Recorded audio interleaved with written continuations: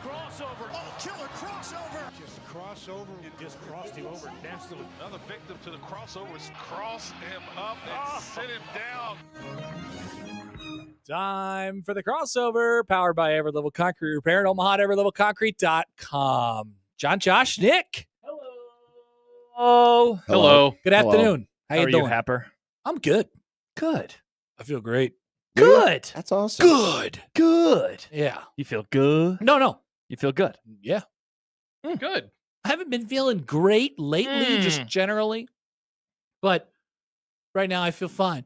Maybe you should take the meat slicer for a spin. That might help raise your spirits. Maybe. I actually do. I think for the first time in, it'd be several years now. I think I'm going to go to the doctor next week just to see what's going on. Look at you. Yeah, just get a checkup. Wait. Yeah, what do I tell him? You feel fine. Yeah, what do I tell him when I go in there? No, it's a health. No, you're just there for your annual checkup. Yeah. That's just a normal thing. Oh, okay. There you go. Okay. John, you're old. You definitely And then- go, right? So, To the doctor? Oh, yeah. Depending on where you go to, I like to go to Nebraska Medicine. You can sign No up a free thing on ads. their app. Yeah, jeez.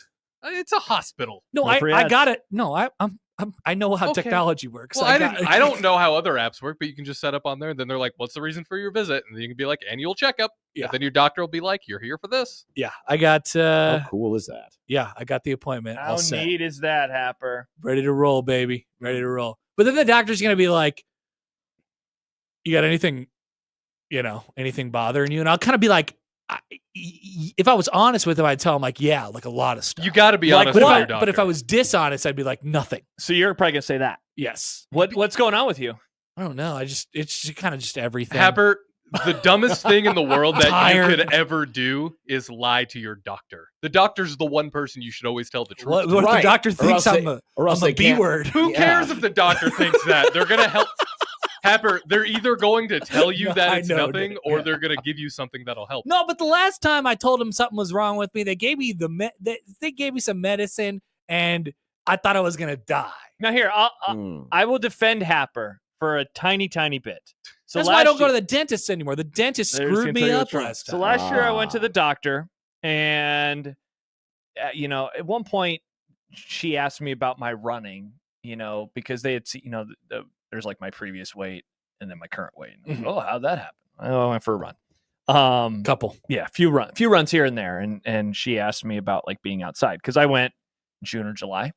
And I was like, yeah, I put sunscreen on and stuff. And then she was like, well, let me just take a look at your back. And she was like, oh, there's some stuff going on back here. And I said, what? She's like, yeah, I don't know. I think you might need to see a dermatologist. I was like, are you serious? And so I went to see a dermatologist. Now, I wasn't worried. I put sunscreen on my back.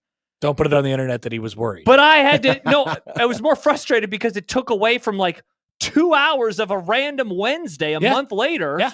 And then I was worried that was going to cost a lot. Now, it was only my copay, so it wasn't very much money. But I went to the doctor, and his breath very much smelled like coffee. The dermatologist man, he seemed like a nice guy. He seems like a nice guy. But it just took a lot of time out of my day, all because I don't think that this person who was checking me knew what was going But on. at the Well, same that's why time, they sent you to a dermatologist, because the dermatologist does know what's going on. She should know everything. see, Nick, She's I the think you doctor. listen to doctors too much. You got all that stuff done on your mouth. And it worked. Yeah, My mouth but is great Did now. you really need all Yes, that stuff? I really needed all that stuff. They're like, you have gum disease.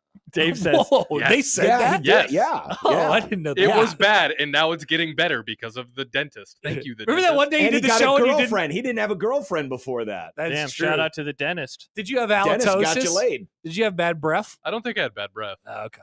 I've never noticed it about you, for the record. Comment on the YouTube page. Dave writes, guys would rather sit around and diss on the crown than tell a doctor about their problems. To which we also just got a text from the 402. I hope the Grum doesn't poop on Nebraska fans like Poop? Happer did today. Oh my god! We spent half the show talking about it. be sorely disappointed. Alan says, wow, way to flex on us with your insurance and copay. Oh, fun. Yeah. We have fun. No, do have just fun. be honest It's with not the mine, it's doctor. my wife's. If you don't want to be fully honest with the doctor, be like half honest. Insurance. Better insurance. Yes. Just asking. Yes. Just asking, Happer. Yes.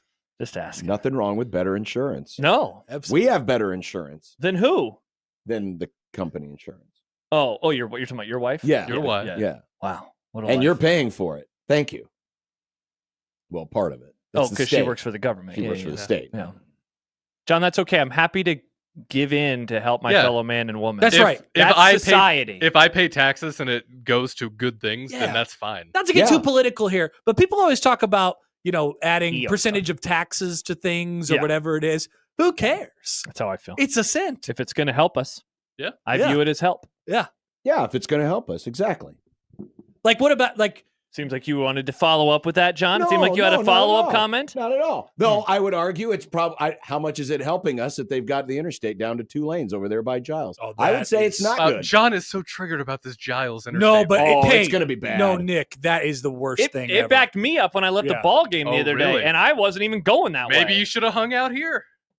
Yeah, No, it wouldn't have changed anything, would it? yeah, would have. I would have taken Dodge. home. I take Dodge all the way home, You and I could was still fine. have taken Dodge. It would take longer, John. I don't think you realize that going No, on the interstate is faster than taking Dodge. If I were to take the ballpark and then get on Dodge and drive all the way out to the interstate, it would be slower than just going on the interstate going around. Now, less mileage, but faster. Well, but I would argue that it would have probably been fast. Depends on how bad your backup. It was. wasn't that bad. Okay. It was backed up for like 3 minutes. Well, this now, is not for helping my argument. For everyone going to Lincoln, I was like, oh God, I want to be mad. I want to be mad. Yeah, well, you probably will be. Don't worry. Oh yeah, I'll be triggered. Mm-hmm. Yeah, I'll be. Triggered. you will be for a long You time. Yeah. will be. You For a long will time. be. You will be. Now they say Oh it's my going to God. be for our benefit, eventually, because they're adding another lane. What It about will if be our benefit, John? That's a positive. I like lanes. What if Might be. they did another tax to build a new arena or something like that? Would you be Only if it's for a professional John, hockey do you think that you have gotten to a point now where any change you're just out on the change? Like, Oh. why wouldn't you want an extra lane to Lincoln? Like, that's a great idea, but because it's inconveniencing you now, you're like, man, but I don't know if I want this. I think you don't like change. I think you have totally gone out on change. Yeah, but change is usually pretty bad. Not Yeah. an extra No. lane on the interstate. That is a Well, net but that's positive. how only, much it's only in that pain- area. It's only in that area. How much Remember pain when- do I have to go through to Hey, get to it? though? Remember Yeah. when they were now Nick wasn't even I would here. argue this: we need less people living out there. That's well, that's that a ain't- better hey, solution. that I ain't gonna live happen. out there. Do you remember when a we nice got neighborhood. the overpass on Dodge, and that sucked when it was going in? Yes. It took years, and now can It's you imagine? still not that much better. No way, It's Are not you- that much you're a better. moron. Now, I I use it every day. Yes. Now imagine if you just didn't have it and you had to that would drive be on. bad. That'd be worse. Way, it'd be horrible. That'd be objectively worse. It sucked for like Yes. 2 years, But it's still now not that it's good. great. Why did Oh, they it's make way it better. bigger? They could have made it like 6 lanes. Okay, that's a lot of lanes. Yeah. Well, then they would have had to expand the other lanes. This is why I was on the across Wikipedia Dodge. page of the Big Dig last week. Do you know about the Big Dig? No. What in big Boston? dig? Oh, There was an interstate slurs, Josh. That No, went- 2 weeks. There was an interstate that went right through downtown, and then they realized that they had to do too much maintenance, and they wanted to widen it and all these things. So what they ended up doing was just building it underneath the Oh ground. yeah, the tunnel. I know about the this. Big Dig. The the big, big dig. dig. But it took 30 plus years of But- long, arduous, and expensive construction. Yeah. But it was horrendous. But it is There way are- I mean, better now. yeah, Yeah, there are way some better. things. There are. It depends on the old adage: is the juice worth the squeeze? Right now, Dodge Expressway, ain't probably. ain't no juice over here. Ain't no juice coming. Ain't no out. juice. You haven't seen the juice from the squeeze. hasn't They're seen still the squeeze. squeezing. Oh, it'll still be backed up to the moon after they get this thing done. I guarantee it. I guarantee it. You know what, John? How about you just move to China because they finally have those flying cars you've been wanting forever? They don't have flying. Yeah, they do. No, they don't. Yeah, they do. In China, In China, they got flying cars. where do their roads looking like? Where they're going, they don't need roads. Literally, they don't have roads. Why do they need roads? Seems dangerous. Exactly. Seems very dangerous. I mean, we haven't mastered the art of being able to transport on the ground without Yeah, killing there's each lines other. on the ground, John. There Nick. is lines Ain't on no the lines ground. up in the sky. Exactly. The people do ignore those lines on the ground. Yeah, I saw one of them on Dodge on the expressway this afternoon. Actually, I was like, "What is that car doing?" Mhm. I And they got- finally leaned kind of back over. So I was getting on to Dodge from 156 this morning. Yeah. And you know how there's like when you get on, you have that yield sign. I'm coming from the south. A guy came into that, and I was yielding for that guy. Wow. But instead of staying in the lane on the left, he went over and cut me off in the lane on the right. But he didn't need to be on that lane. He just jumped over because then it comes together anyway. I'm Before confused. I don't know how to. Don't explain this. Okay. People don't understand yield signs.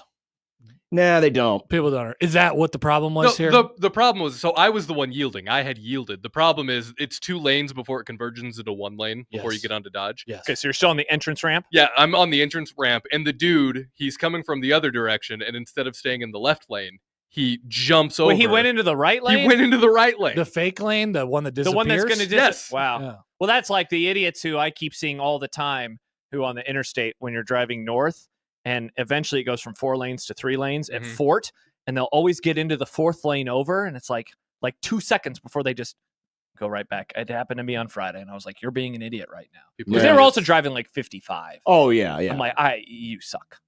yeah. very There bad are a lot people. of those folks. And Disgusting people. the same people that when they turn at a stop sign onto a 4 lane, they don't stay in the inside lane where they're supposed to go. They turn into the outside Yeah, lane. you got to stay in the lane. Gotta Stay in your the lane. It's very It's important. amazing how many dumb people there are. Although I have seen some cops do that. Well, They can break the rules. Yeah, they're allowed to, Nick. That's the part of the gig. Just because you have a badge doesn't mean you can drive well. Give me your badge and your weapon. I would like to Oh. hope that they What's drive better than we do, but Happer, you got some news? The Masters today, which famously it's not real today, but they are canceled today. Just today. Oh, is it raining? Yeah. That's sad. Isn't today the par 3? No, that's tomorrow. it's tomorrow. Yeah. Today's just practice round. Yep. The Well, Masters proper. they probably canceled it because there's too many people drunk and hungover from the Crown last night. True. Exactly. The Masters proper starts on Many were Wednesday. celebrating. Yeah. Thursday. Well, we start getting updates on 1180 The Zone on Wednesday. On 1180 the zone. Yes. Thank God. Not on 1620 the zone? Nope. Not this That's year. because I'm we gonna have our miss own those. exclusive Masters updates. That's on right. this We Scrum. do. Oh, crap. I forgot about that. Oh, and Yeah. you won't even be here on Thursday and Friday. So I have to remember that bit now. Well, John, where are you going? I'm going to a concert. A 2-day concert. It's just a 1 day, Is it? Are you Oh. going to Papa Roach? but it's like Def several Leppard? hours away. Oh, nice. Pearl Jam?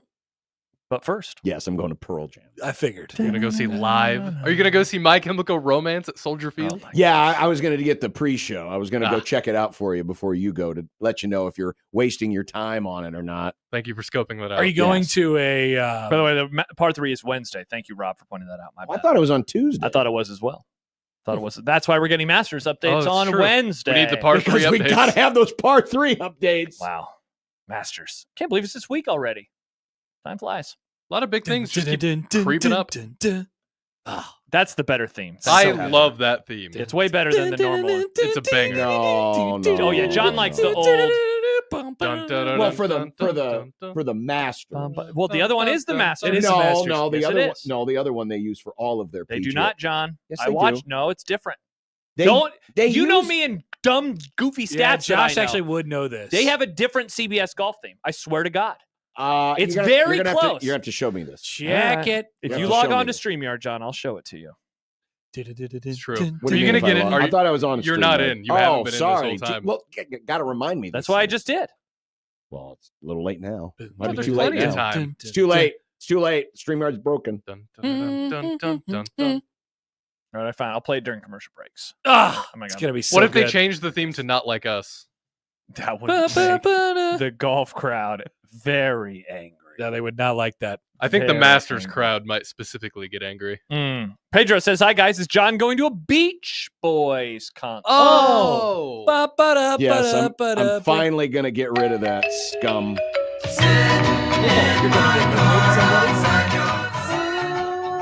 Wow, Rob says Slow Masters is way better. So they're on John's side. Well, I've heard for the split. Masters. For the Masters. Because it's so genteel. Remember, it doesn't match all the birds chirping. You know, those realistic bird sounds that they Very use on the real birds. Masters broadcast. remember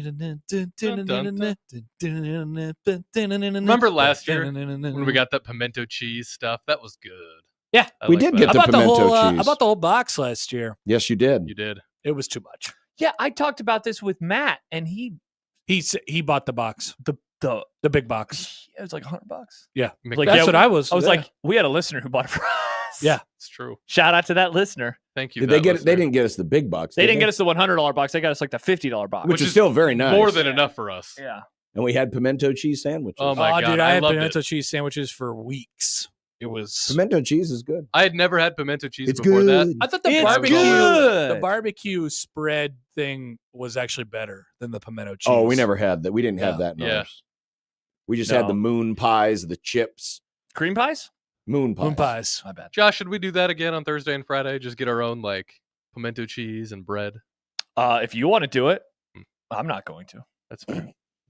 No, if you want to, I'm happy to participate. I just don't want to go to the store. I understand. Yeah.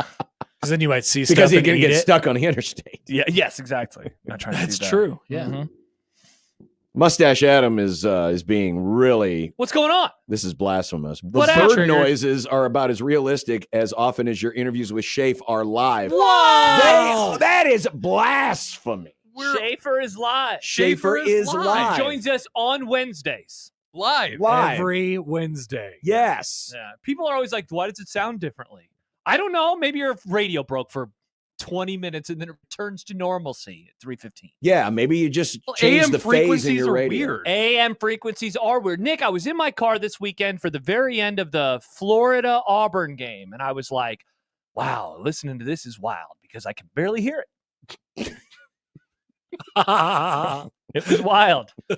To be fair, I was at Nebraska Crossing, so I was away from Omaha. I can't believe Kevin wouldn't speak up for you. I should have. Kevin, be louder. Yeah, text him. Speak up. Yeah, Like, I I can't should've. hear you, Kevin. I should have. And Auburn's got a 3-point lead.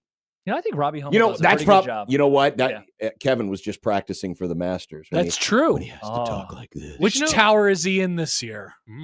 Chance. A second Kugler has hit the tower. Yeah, Chance says it must be Schaefer's phone. It must be, yes. or Yes. his computer. Schaefer's phone does that weird thing sometimes where he's Horrible. in a sentence and then he'll go away, but he'll I like heard. slowly come back. Yeah, I heard that today when you were like, I thought you were done. It's- I didn't know what happened. No, that one he just stopped talking. That was funny. that was not a phone issue. That was very funny. Yeah. Mhm. That was very funny. Mm. Oh, look, it's snowing It's in another snow game. Detroit. The Rockies home opener on Friday. Well, was they're a snow basically game. in Canada up there, so it's a little chilly. By the way, people are worried, John, that you and I are going to spend 4 hours on Houston, Florida, Ugh. the local baseball team, or the Jays. And then it says season over. Are we talking Creighton? I guess they did get another commitment with a bunch of consonants today. Mhm. Alexa. Mhm. Yeah. Alexa. Alexa Dmitrievich. Play 16-20 the zone. Nice job. Thank you, Nick. That's my guess. I don't have the No, that's what it official. looked like to me too. That's- yeah. That's what I went with. Dmitrievich. I promise we will not break down the Final Four for 4 hours. Oh, I promise. I have some what's takes, wrong? You though. don't have any takes? No, I have takes, especially on the end of that Duke Houston That game. was awesome. I won so much money off of that game. Did you really? Oh, that's great. Dude, shout out to you. Yeah. Shout out to you. That was funny.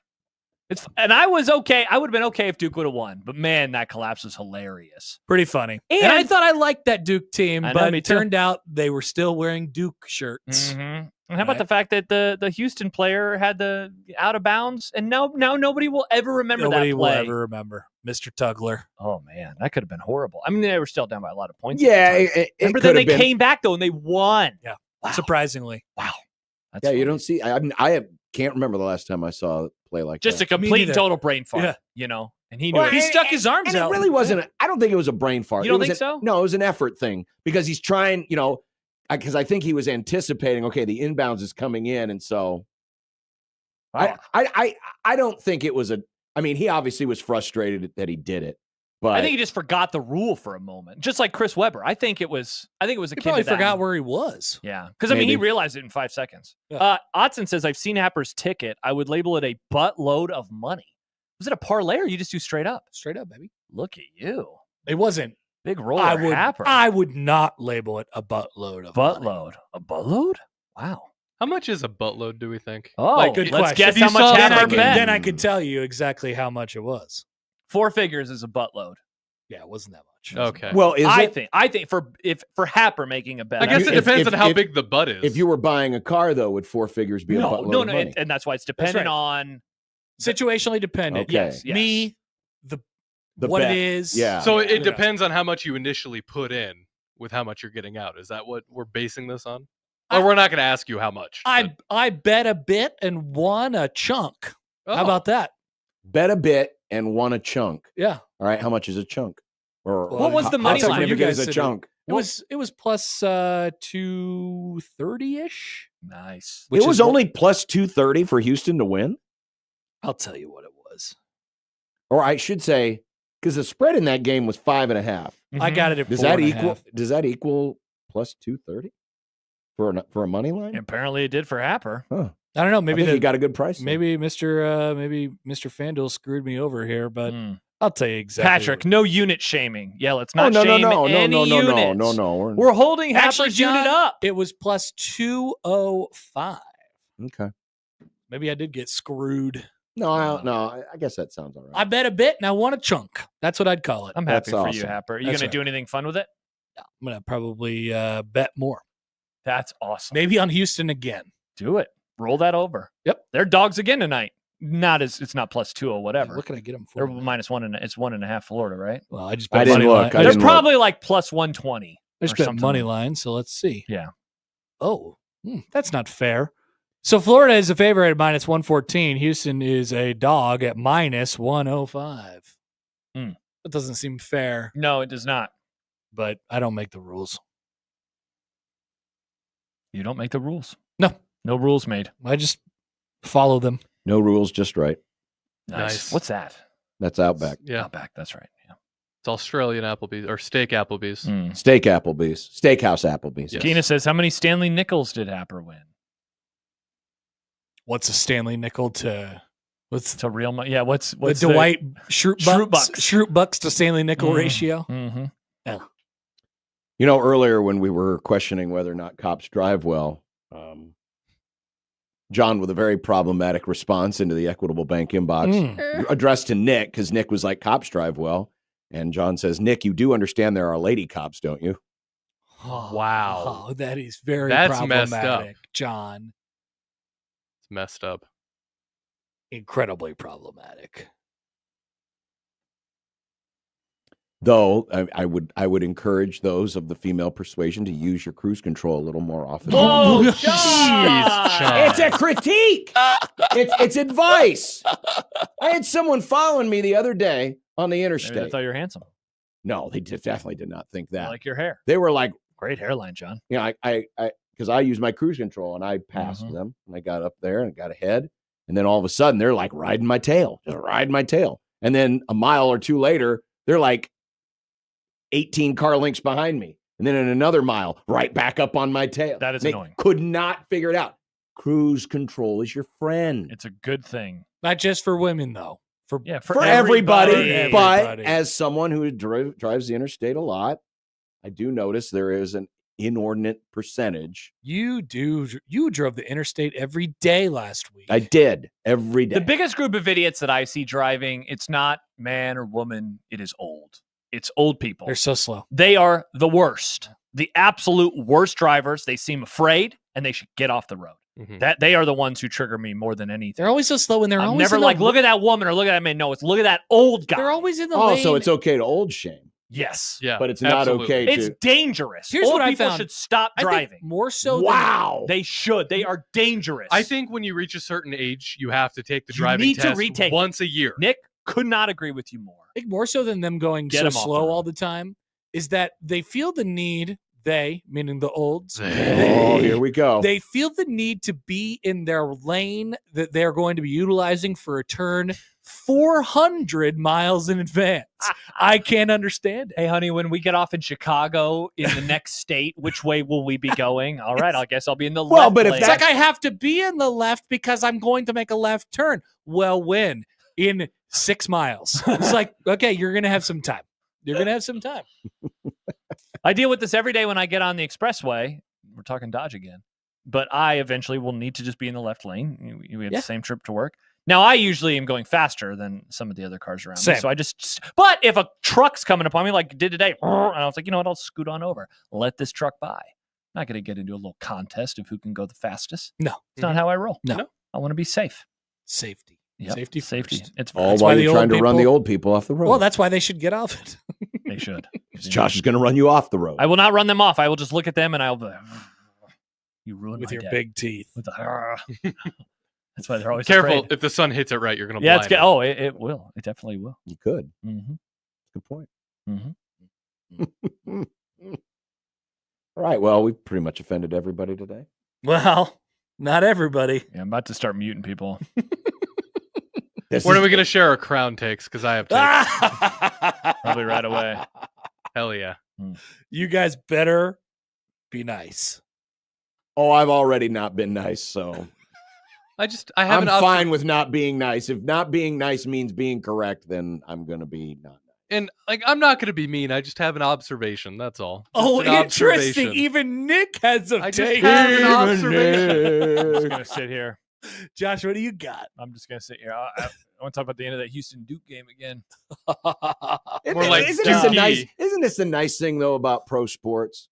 There's winners and losers. There's winners and losers. There's no debates. There's one tournament and it's for the championship. Yeah. There's no participation trophy tournaments, no sidebar tournaments, none of that crap. It's you get it, you're either in the playoff or you're not in the playoff.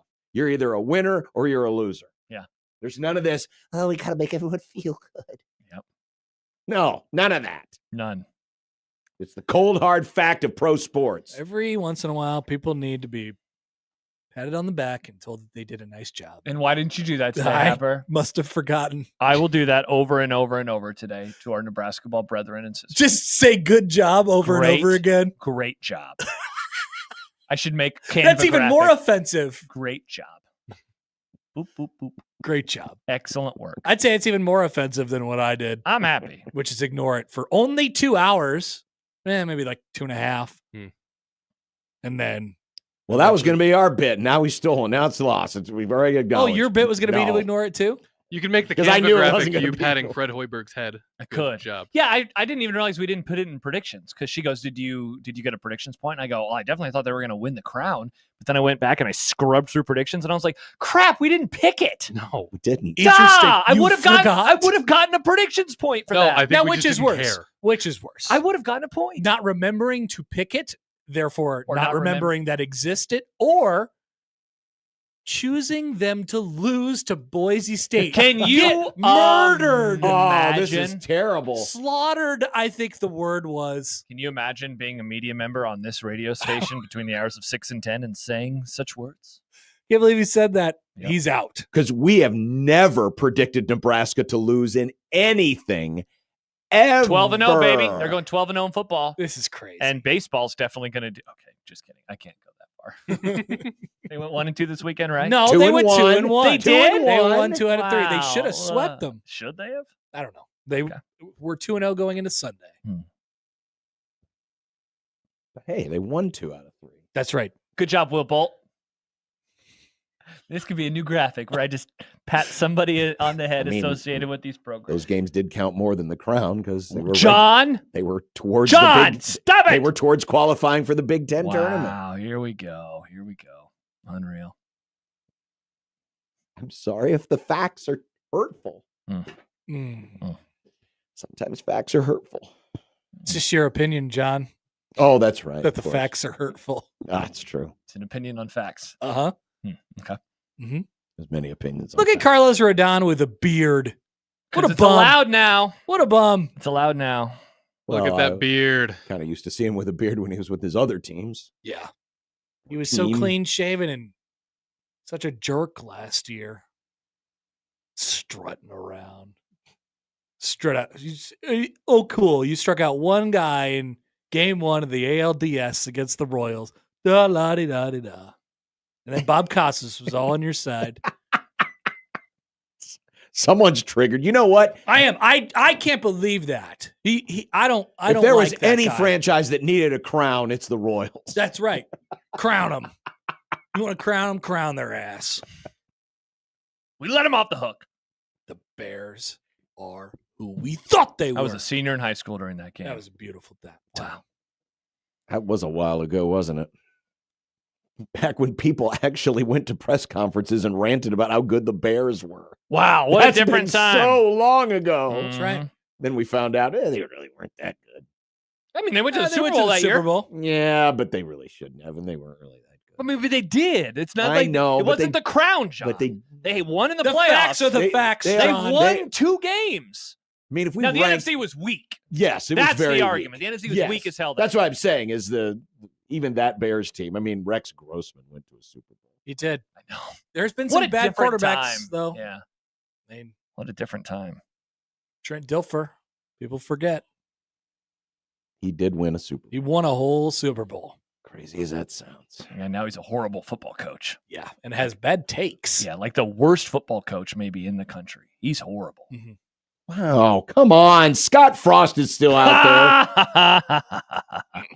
More like Scott Fraud, am I right? there. No, I didn't see the game. Was Scoffra at the Crown? No.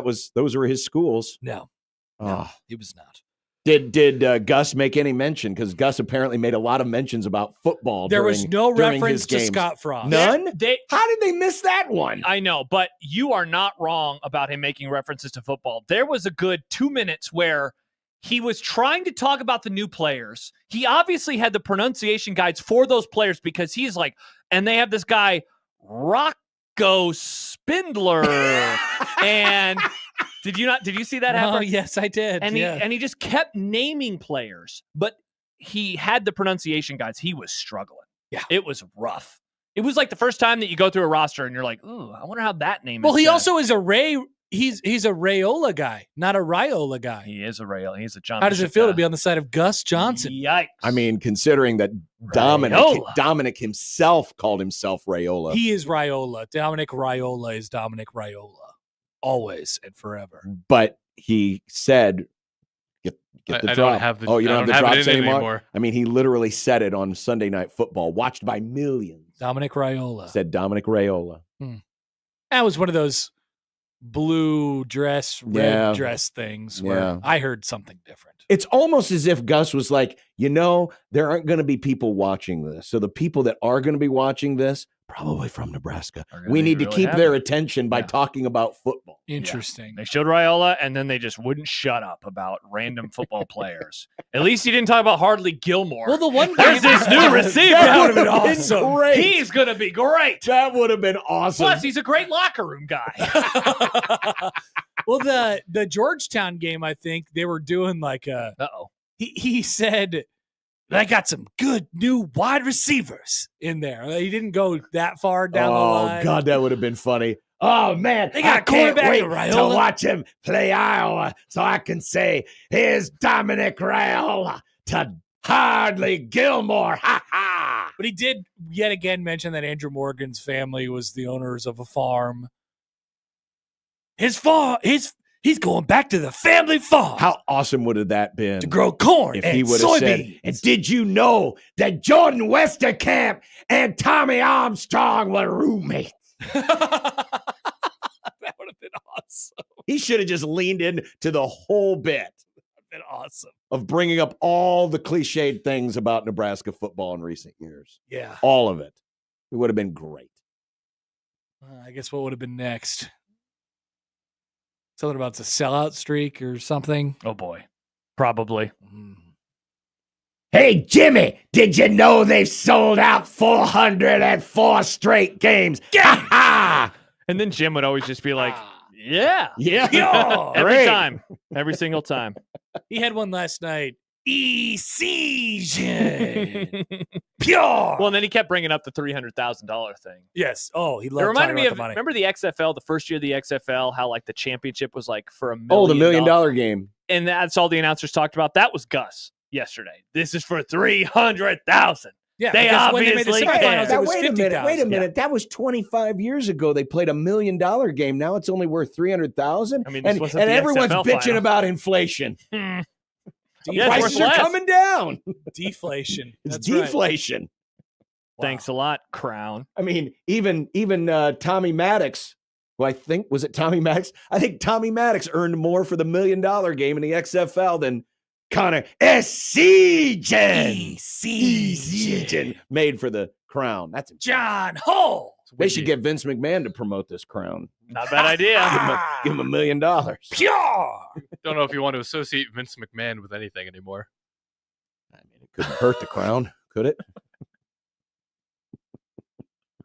All right. All right, Happer. All right, you guys have fun. We'll have fun. Of course you will. We've got You lots of always fun. do. I love this show. Thank you. Wow. Wow. It's a great Thanks, show. Happer. You guys do a Thank you. great show. Do you Wow. listen, or are you just saying that? I listen all the time. Thank you, kidding me? Happer. You're a nice guy. And he'll be listening more now that they got the Interstate backed up. It's all Oh, backed you up. listen to Unsportsmanlike Conduct? Name every host. Ever? Yes. I have only listened to mostly this version. Wow. We're I wonder how many hosts I 'Cause can it's been name. like 10 years. It's been over 10 years. Yeah. Well, Yikes. there haven't been that many. Well, I It's- think Nick was it's- talking about fill-ins too. Oh, fill-in? I mean, no, but sure. Oh, yeah. Or if it's just regular, it's Bob, Kevin, Michael, you, me. I could have done that. That's the list. But you didn't. I didn't. You got scared. Though I guess if you want to throw in Matt Schick, that'd be the tricky part that you Aunt know. Betty. Yep, because I believe R.I.P.. there might have been a press release that said it was going to be him. So I Yeah. think he was the host in waiting. He was Love the in host. waiting. We do love the host. Chance writes, I miss Kevin and Michael. Me too. Man. They wouldn't have had any fun with the Crown today. They would have been serious. Oh, yeah. They would have broken that sucker down for 3 segments back at when least. this show was good. Yep. Yeah. No doubt they would have broken that sucker down. Yep.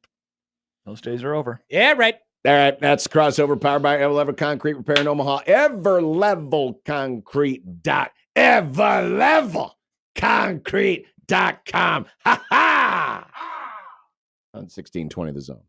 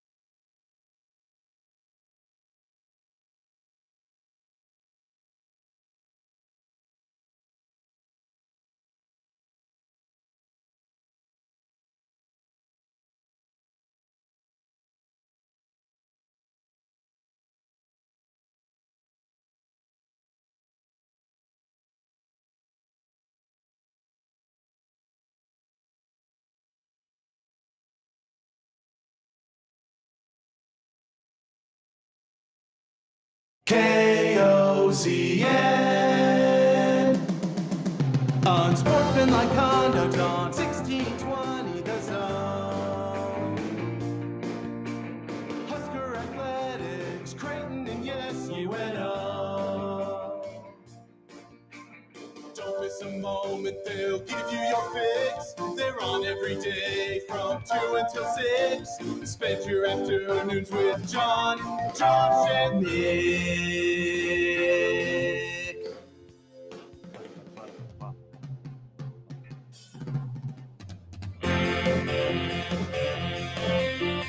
John, Josh, and Nick. They'll show you what sports talk really is. It's so chilly out there. Dude, we very much reached that part of the year where it's just like, get warm. I am pissed by how chilly it's been. Get warm. I want to tickle chains. I just want to wear shorts every day. Unsportsmanlike conduct on 1620 The Zone. Husker Athletics, Creighton, and yes, UNO. Nick, listener Thomas, who is an off-to-emailer to the Grum, emailed both Nick or Connor and I yesterday during the Creighton baseball game, saying that he was wearing shorts and tickling chains yesterday. Oh, I know So- this listener, Thomas. So, I was busy. Yes, I was busy yesterday. So wait, you were want to busy. tickle chains, but only on your own time. Yes.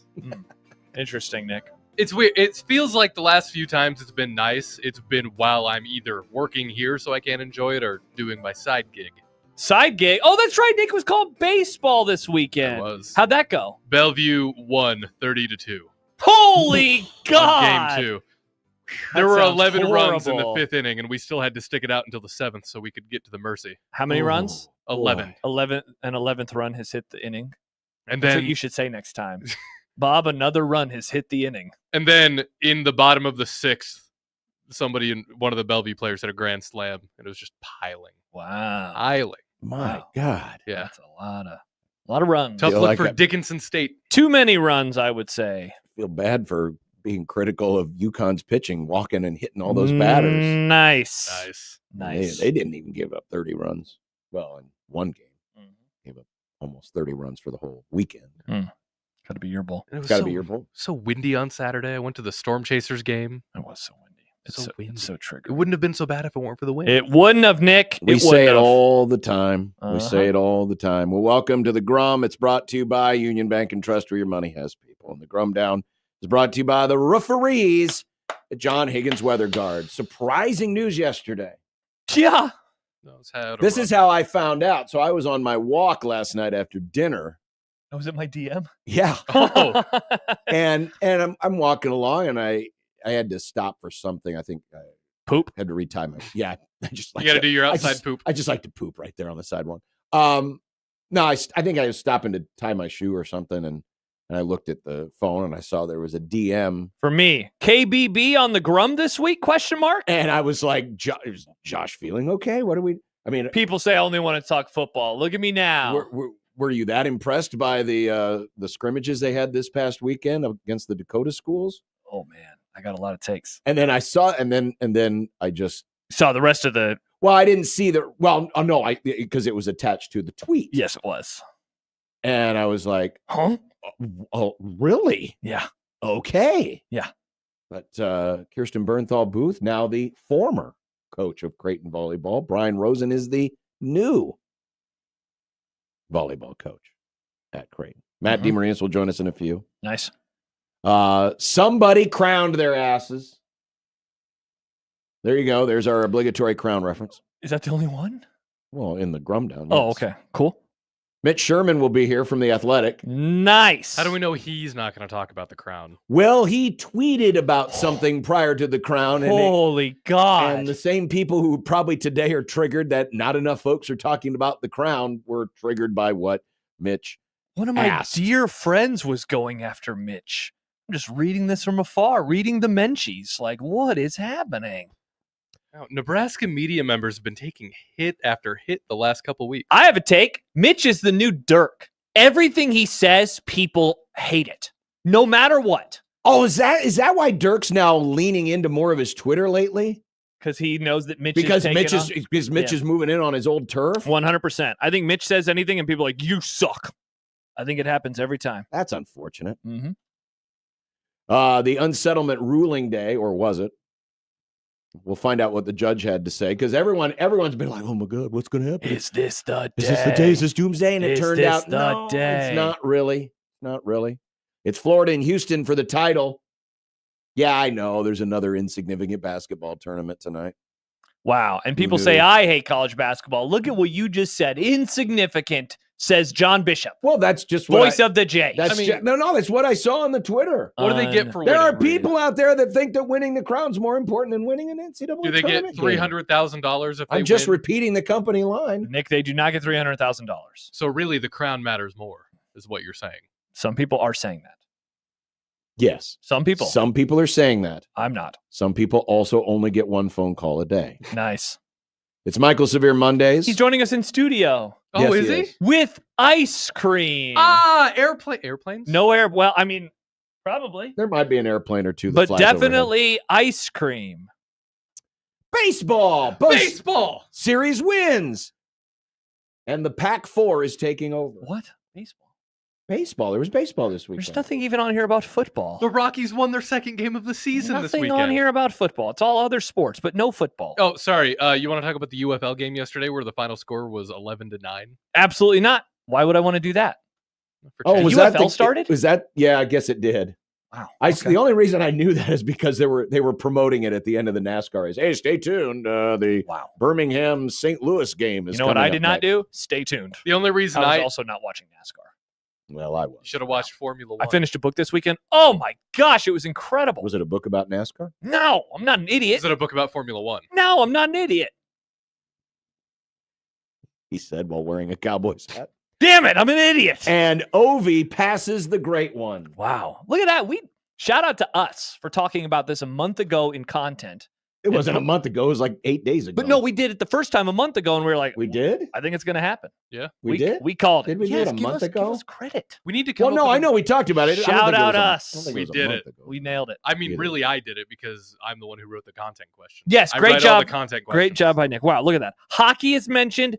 A basketball game that is meaningless tonight is mentioned, but no football. We promise to talk football. I don't know if you have a topic. I realized I forgot to email you about it. I got something for the Jacob Bigelow segment today if you don't have anything. And it's not I honestly related don't. to Nebraska. Okay. I honestly don't. Well, I'm So going I'm to tie looking it back forward. into Nebraska, though, because you always have to do that. But this is going to be a good one. And I think people in the I- state who listen are going to enjoy this segment, except for one listener. I thought our impersonation of Gus Johnson talking about basketball during the Crown served as our football segment. Yeah, nope, it did not. that's fair. That did not. I got something for you guys. So that though. didn't breathe enough light into the dying sport that is football. No, football will remain alive forever, John. It's never going away. Well, yeah, as long as we keep up the Jacob Bigelow Memorial offseason football topic. Which is if we what don't, we'll then the be sport doing. dies. Well, we'll be doing that later. 402-951-1620 is the Crown Championship hotline. Let's go. It's going to be awesome. We bring Matt DeMarinis on the Crown Champion Hotline. Sure. He'll like that. The JTech Instruction Zone Twitter page at USC 1620 and the Equitable Bank inbox, John at 1620thezone.com, Josh at 1620thezone.com. When we come back, landmark day. Both major volleyball coaches in the state now Dude, gone How about that? And in the both like same year. weeks after the seasons came to an end. Weeks. Months. Wild. I don't know if What in KBB the realizes this, but you're only supposed to retire as a legendary volleyball coach during the Mike Schaefer interview. Yes. The live Mike Schaefer Could interview. have waited a couple more days All you had to do was wait till Wednesday. on 1620 The Zone.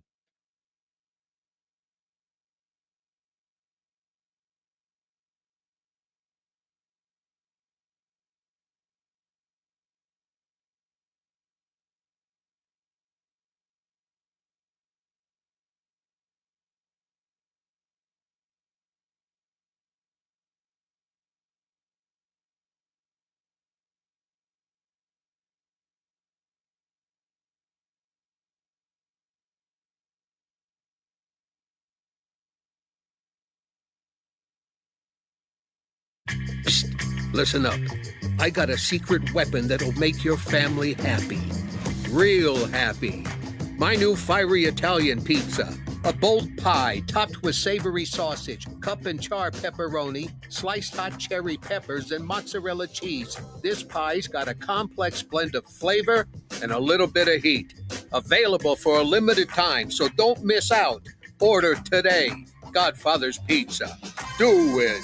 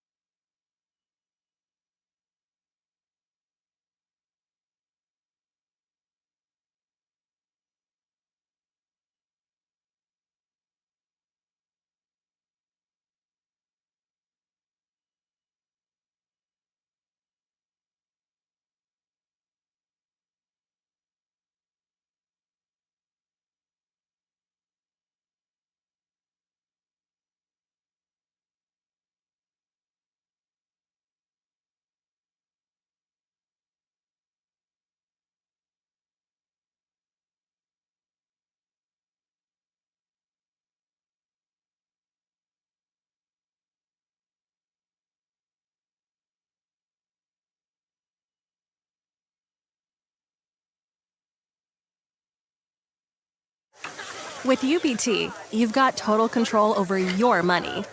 Like Doug, who runs his game day tailgate like a well-oiled machine. I got burgers, brats, chicken, dogs, plus all the fixins'. And with the UBT Go app, I can track my food spending from anywhere.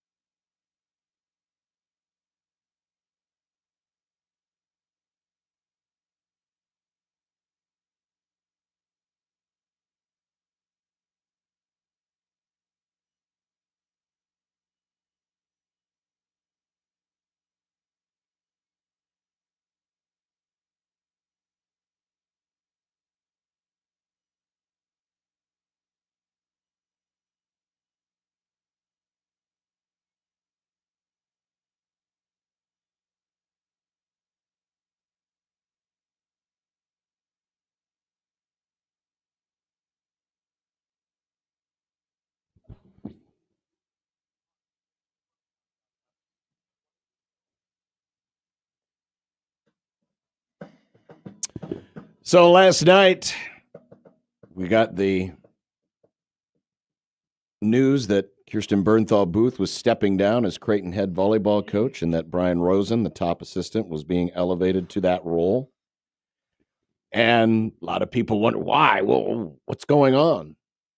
Well, we found out a little bit more today at her press conference to announce both position changes. And this was something that has been talked about for a while within the staff. And for those of you not familiar, she's going to be moving on and working behind the scenes with the Love Volleyball organization. That's the organization whose Omaha team plays the games down at Baxter, or not Baxter, at Ralston Arena, right? For Liberty First Credit Union I believe Arena? so, yeah. Yeah. So she's going to be working behind the scenes with that. But here was a little bit of Kirsten Bernthal Booth today from her press conference. Love had reached out. A couple of the pro teams have reached out since they started. So that's been an opportunity that's been kind of sitting there. But then the conversations got kind of serious, and the vision of what they were looking for, even though it's not, it's still very fluid on what I'm going to be doing.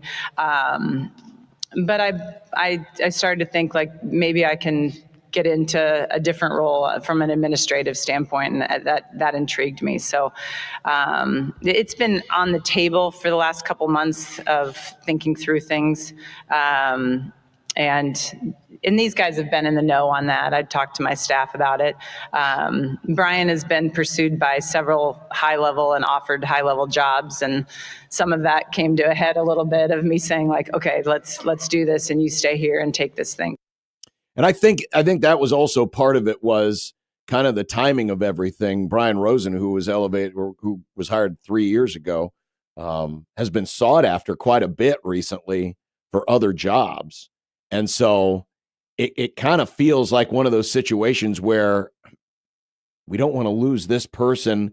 I'm kind of leaning towards another career change. And so everything just kind of hit ahead at the same time. Mm-hmm. Also, you graduated a really, really special class that gave Creighton its best run ever over the last 5 years.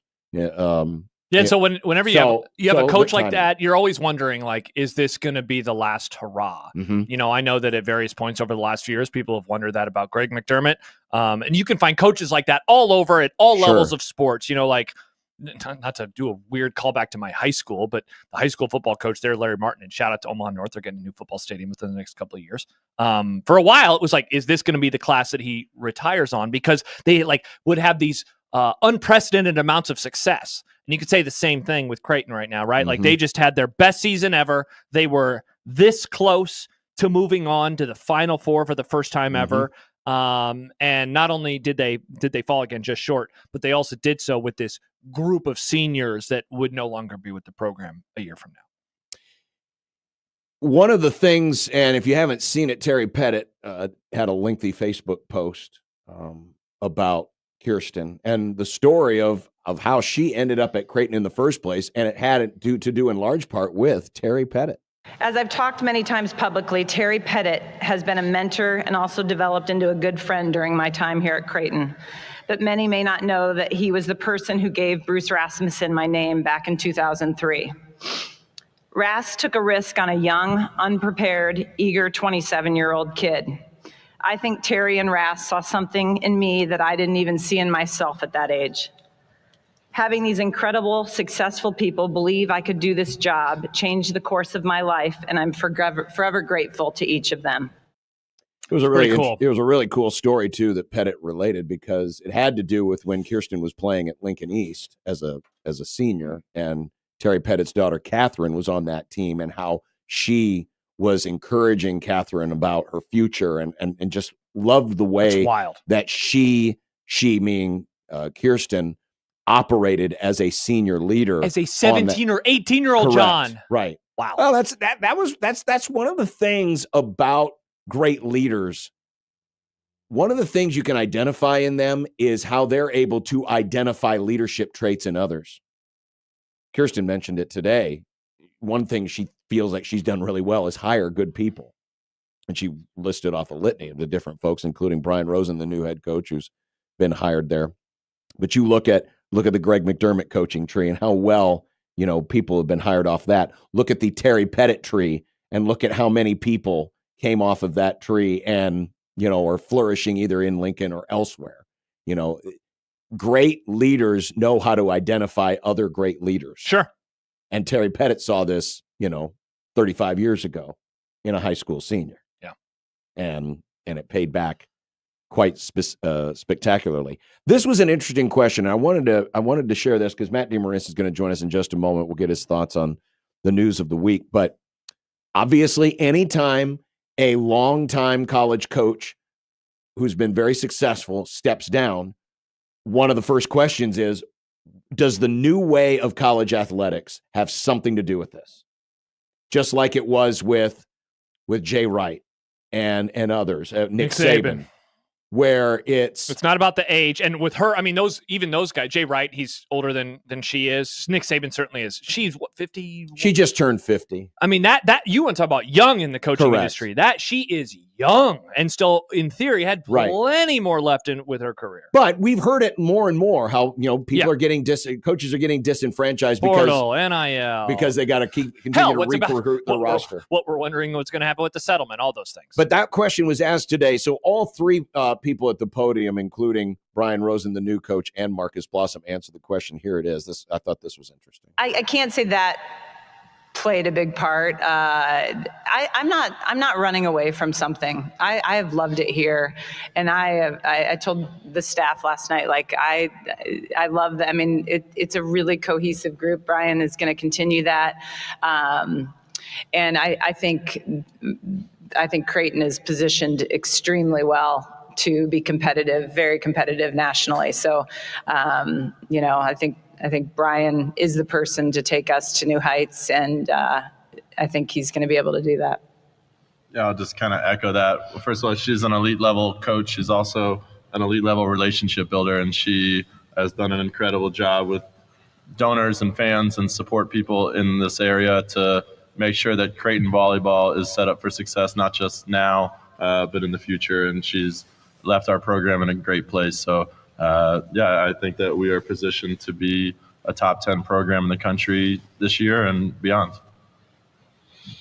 I'd agree with that. Brian and I have conversations. He wouldn't have took this job if he felt like we weren't in a position to continue the trajectory we were on and even elevate us, just like both of them said. So we plan to compete for Final Fours and potentially national championships if we can get that far. Yeah, and I think that's why we got a question or a comment earlier from O-Trips who says something feels fishy about this all.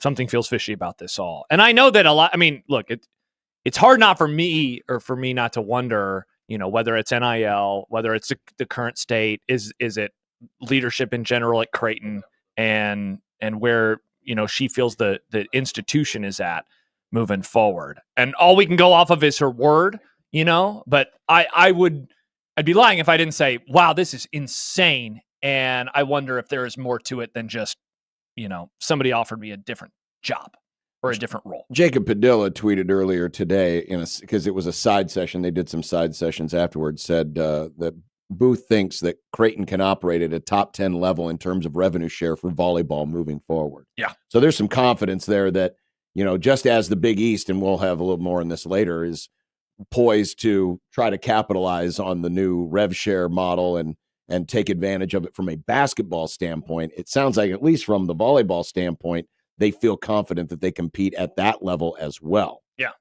So we'll see where it ends up. But my guess would be, and we'll bring in Matt DeMarinis of White and Blue Review here into the conversation as he joins us on the hotline here this afternoon. But the concept of revenue share, because again, a lot of the Power Four conferences have that football monster to feed.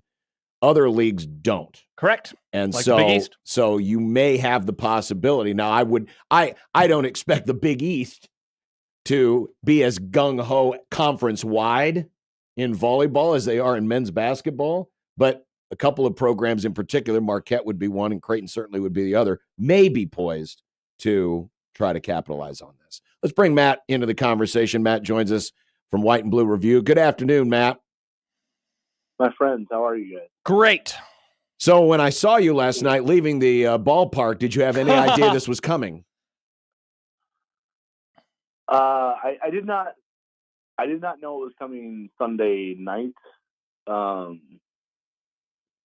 didn't even know it was coming in 2025, but I knew based on the level of interest that Brian Rosen was having to fend off in terms of leading programs somewhere in the country, that there was a transitional plan in place to, eventually either make him the head coach or have to eventually part ways with him because he was going to take another job. So I think there was a plan in place. I didn't know necessarily how far along it was, but I knew that if you had made me bet within a year or two if he would be the head coach, I guess I would have leaned towards betting that. What caliber? I'm sorry, Matt. What caliber of jobs was Rosen up for? Yeah, power football conference jobs. Like he turned down Wake Forest around the time that Creighton played St. John's in men's basketball. So maybe end of the year. And then it's just an interesting set of dominoes that have kind of fallen that have led to this because Florida, Mary Wise retiring from Florida, opened that job up, which was eventually filled by Marquette's head coach, Ryan Tice. And Marquette filled their job opening with South Carolina's head coach, Tom Mendoza, who was a former longtime Creighton assistant under Booth here in Omaha. And South Carolina is Brian Rosen's alma mater. So they went after Rosen and offered him the job.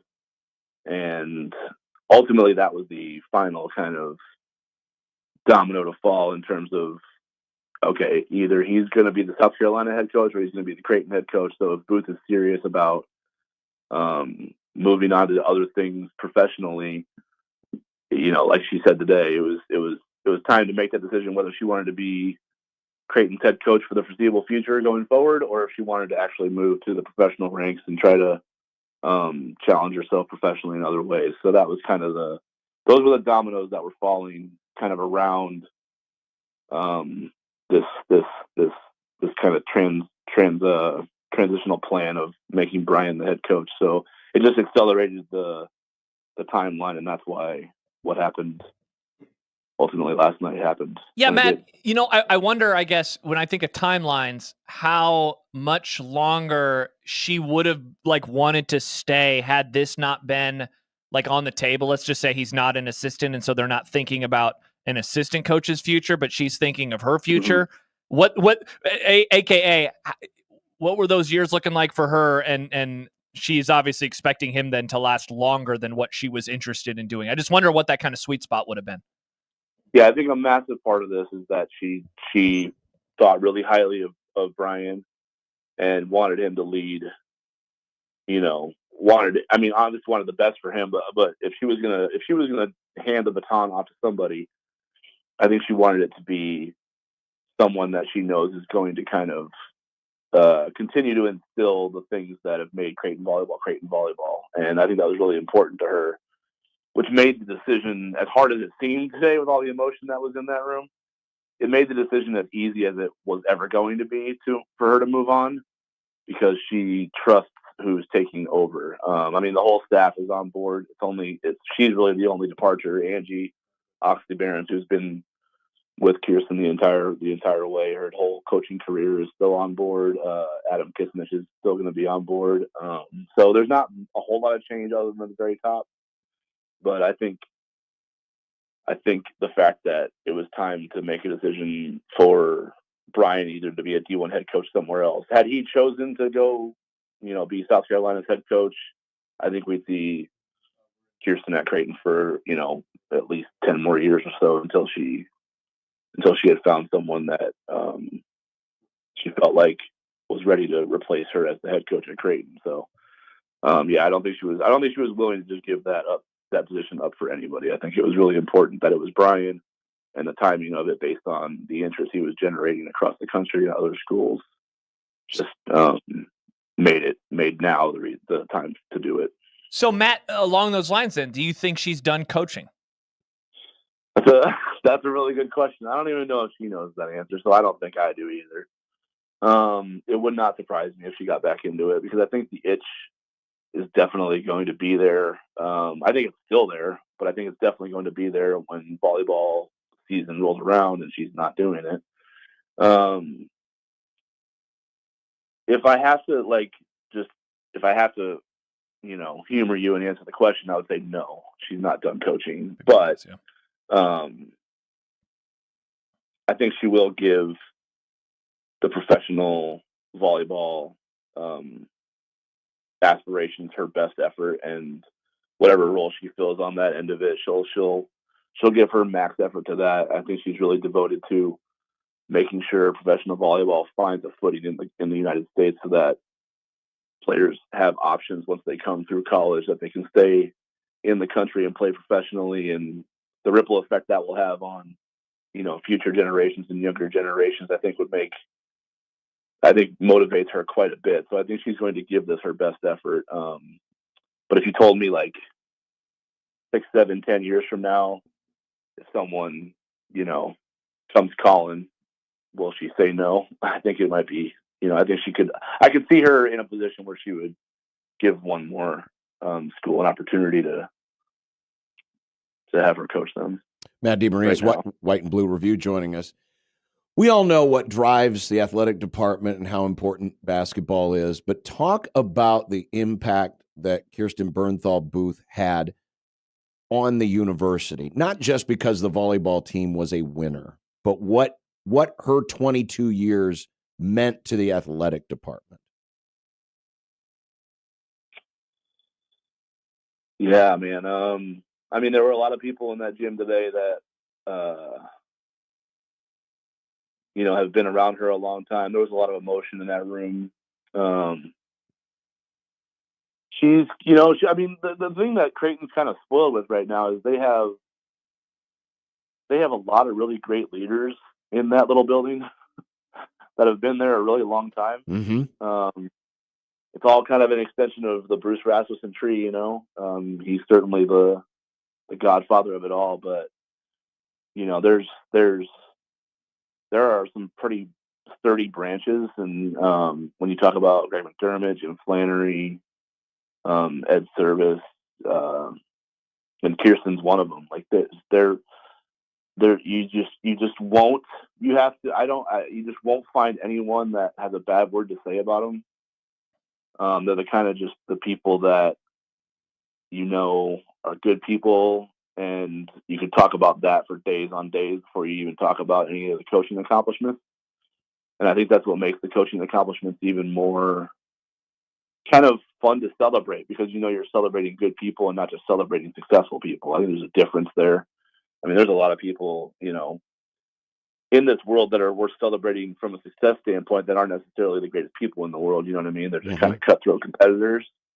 Kirsten manages to blend being a cutthroat competitor with just a really strong moral kind of footprint. All the stuff you heard today in that press conference about what Creighton Volleyball is and what it represents and what it needs to continue to be going forward is, it's not lip service. It's not, recruiting, sloganeering. I've been going to Creighton practices, on a daily basis for the last, 12 or so, 13 years. I don't think, if I would have to keep a track of the amount of times she's cursed, I think I wouldn't need more than one hand. Like she, like, I'm serious. Like it's a very unique way of running an elite program.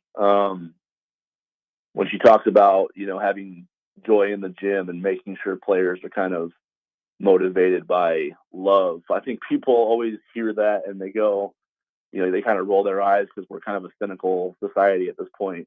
Like I swear to you guys, it's all true. It's like they don't berate players. They don't yell at players. They don't cuss players out. There's no bullying going on in that gym. There's no motivation through fear.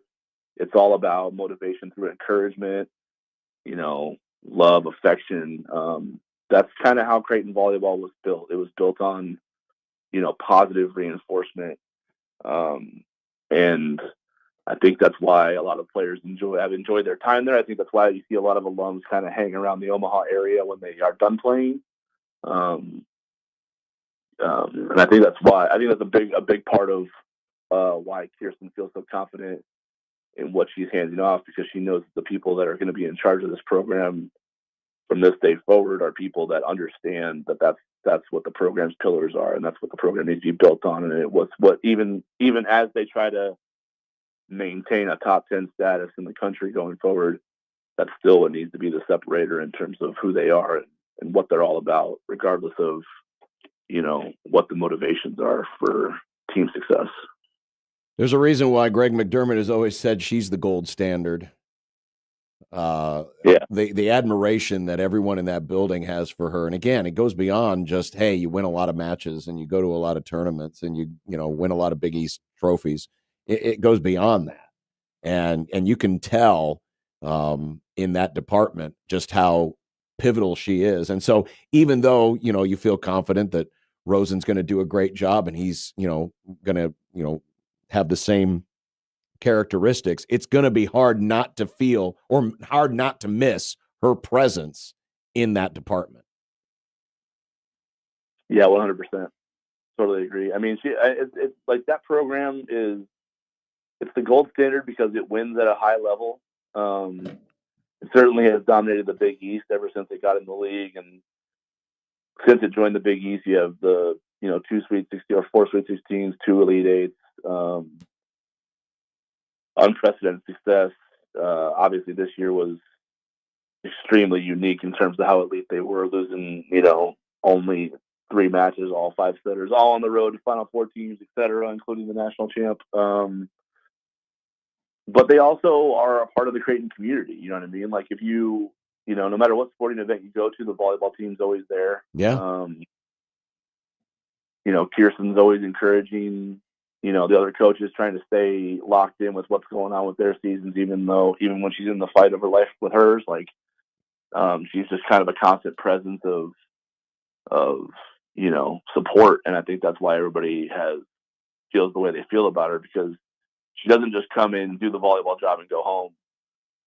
She comes in, does her job, checks in on other people. She'll knock on Flan's door, knock on Johnny's door. She'll check in with Max. She's just kind of a constant presence in terms of elevating not only her program, but everyone else, all the other programs around her. And I think that's why every coach that's come across her, that's come through those halls, would have nothing but positive things to say about their experience with Kirsten Bernthal Booth.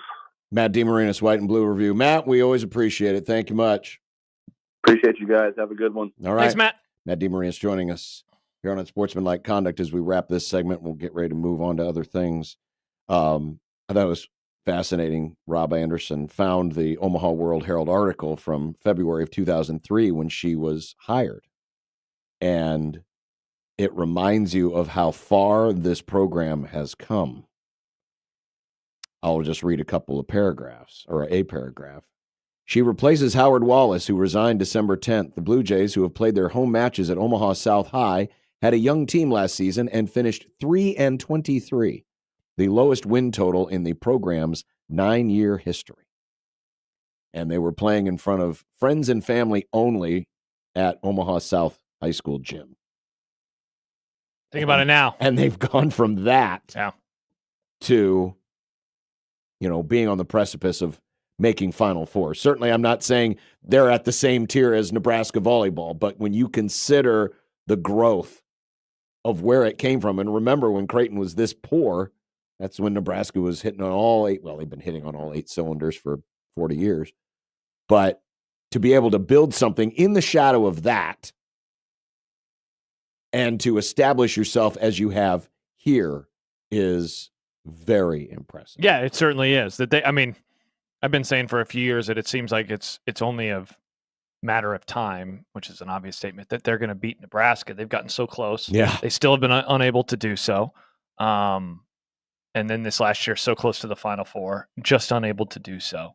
And again, I think that's why this is just so surprising. And maybe it's that old notion of like coaches that go out on top, but you thought, all right, let's see what they do in terms of rebuilding and reloading and, getting back into that mix to finally make it to the Final Four, finally beat Nebraska. That's why it's surprising. And so it's interesting when I asked him that question about, well, the two of them, do you think she's going to coach again? I'm with him. I would bet that she does, just given her age.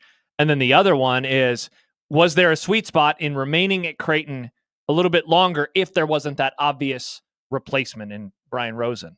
And, the way he answered it, yeah, maybe she would have stayed another 10 years. It's like, wow, that's a long time. It's not like 3 years. Like, she didn't want to do it for another 3 years and worry if she couldn't hand it off. 10 years is a long time.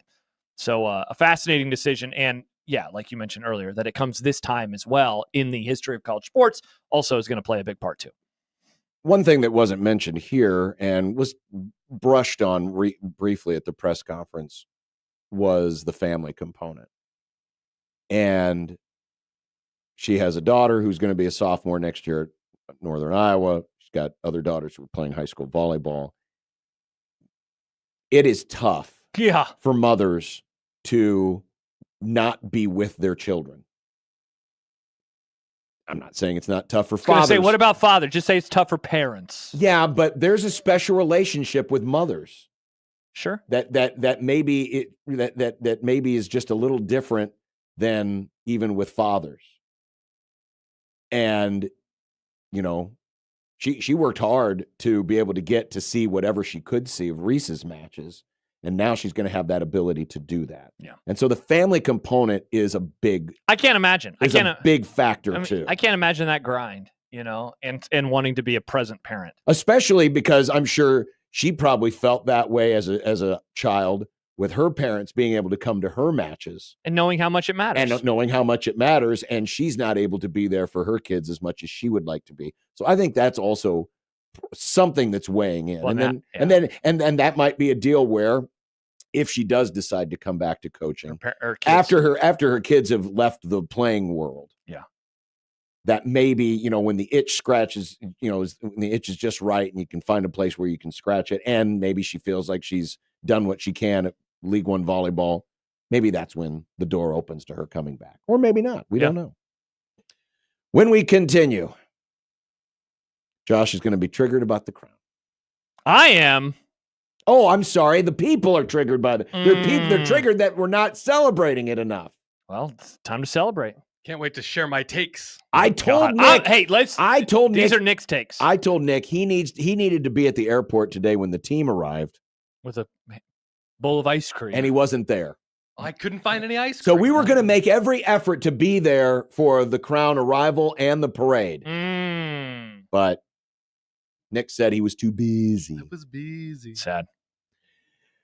But we're also going to be talking later in the Grum about the settlement or the unsettlement. And, well, it's not official yet. There's still things they're working out. One of those things is the future of NIL. Well, the future of NIL is still right now. And if you want to get involved with your favorite program, maybe it is volleyball, or maybe it is football, or maybe it is baseball or basketball, and you want to help your school recruit and retain the best college athletes, then you've got a website to go to, and it's sponsored by On the Line. The website is athleticsontheline.com. On the Line partners with all three major Division I institutions, which includes Creighton, Omaha, and Nebraska.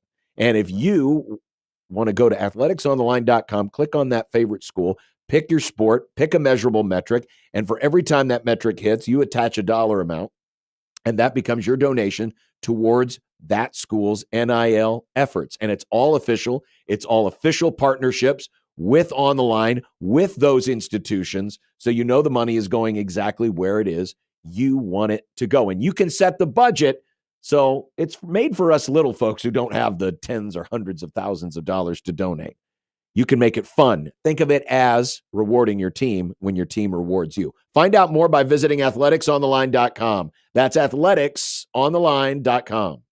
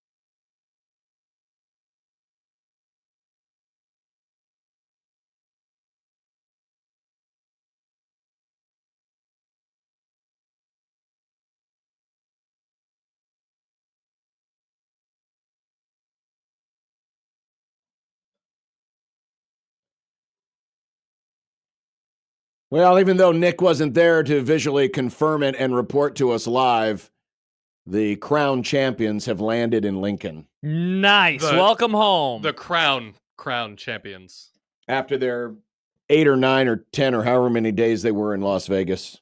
That's too many days in Vegas. Way too long. So their first game was on Monday. My guess is they got there on Saturday. So they were there for at least a week. Sunday at the latest. They were there at least a week. God, that is a long time. I wonder what they did when they weren't playing basketball. I don't know if you know this about Las Vegas. There's a lot of things to do. What? There are a lot of things to do. No. They probably went, you know what? They probably went frothing and probably found your disc. Oh, I hope so. We're missing disc. I want that back. I used some of my winnings on that disc. Well, threw those winnings in the trash. Well, no, I threw it into a construction site. My bad. Oh, but the takes. My goodness, the takes. A lot of takes.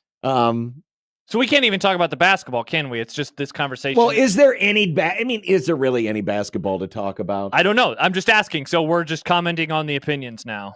The Crown. I mean, that's kind of depressing. But listen, I don't watch these other tournaments unless I have to. I don't watch them. Yeah. I'm not into consolation tournaments. I'm not. This is the same grum that I went on forever about. I don't watch those other bowl games. I don't. Yeah. I only have so many hours in my day. I don't have to spend it all watching sports. And I had plenty of other sports to watch this weekend, like baseball. Last time Creighton made the NIT was 2016, 15, 16, right? 16?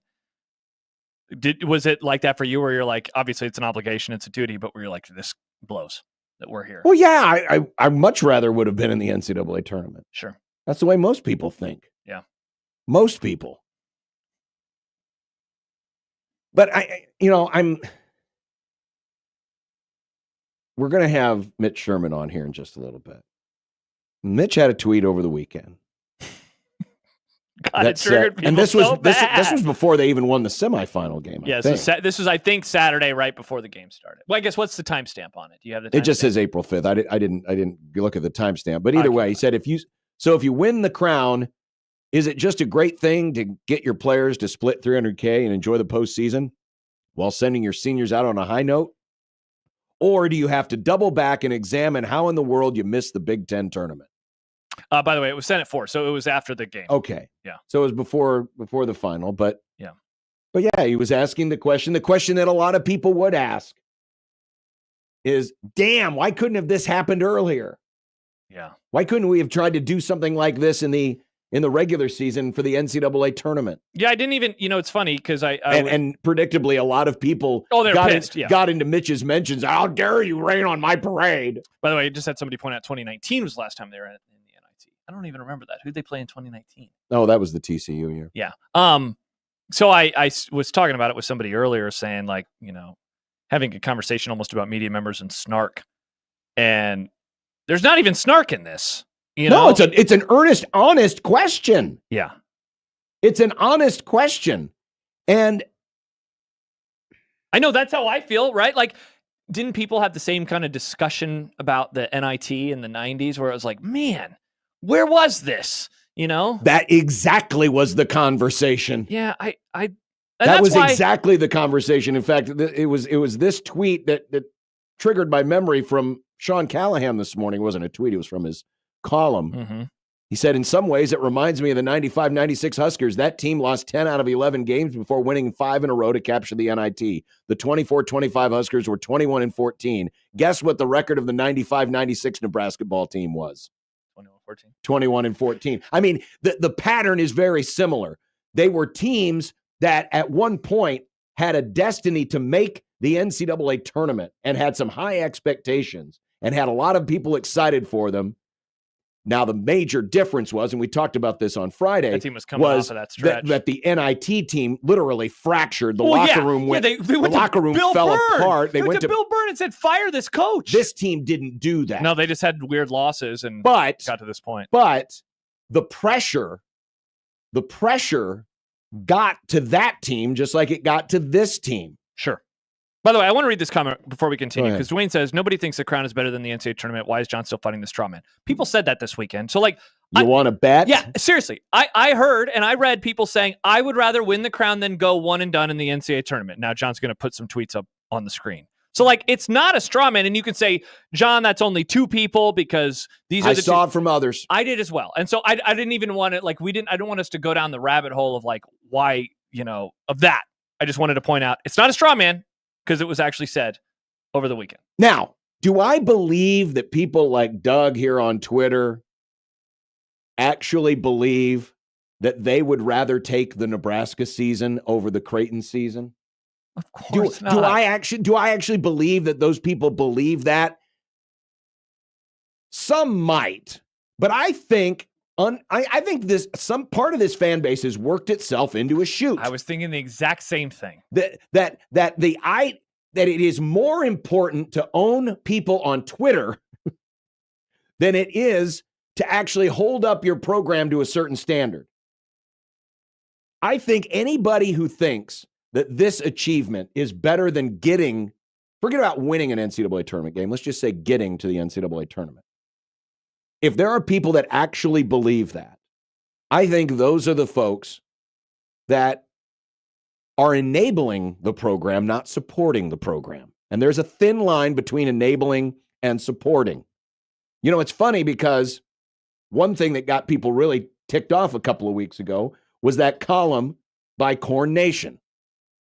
And while it may have been a very ham-handed way and a very clickbaity way of making a point, I thought there was an interesting point buried in there somewhere. And that is, do you really support Nebraska basketball, or are you just showing up? Now, I would not have advocated for dumping the program and just, we got to get rid of it. Just get rid of it, spend the money elsewhere. But the question at the heart of it is, are you a fan? Are you a supporter? Or are you an enabler? Well, and I think part of it, too, speaking of working into a shoot, like, Husker fans had a lot of fun this weekend, right? And I think for a while they were leaning into the bit. And I thought that was funny. Like, there was a tweet that I saw from NCAA buzzer beaters and game winners. This was after they beat Boise. So move on to the final. Postseason dominance, Big Ten win percentage. And Nebraska's was 100.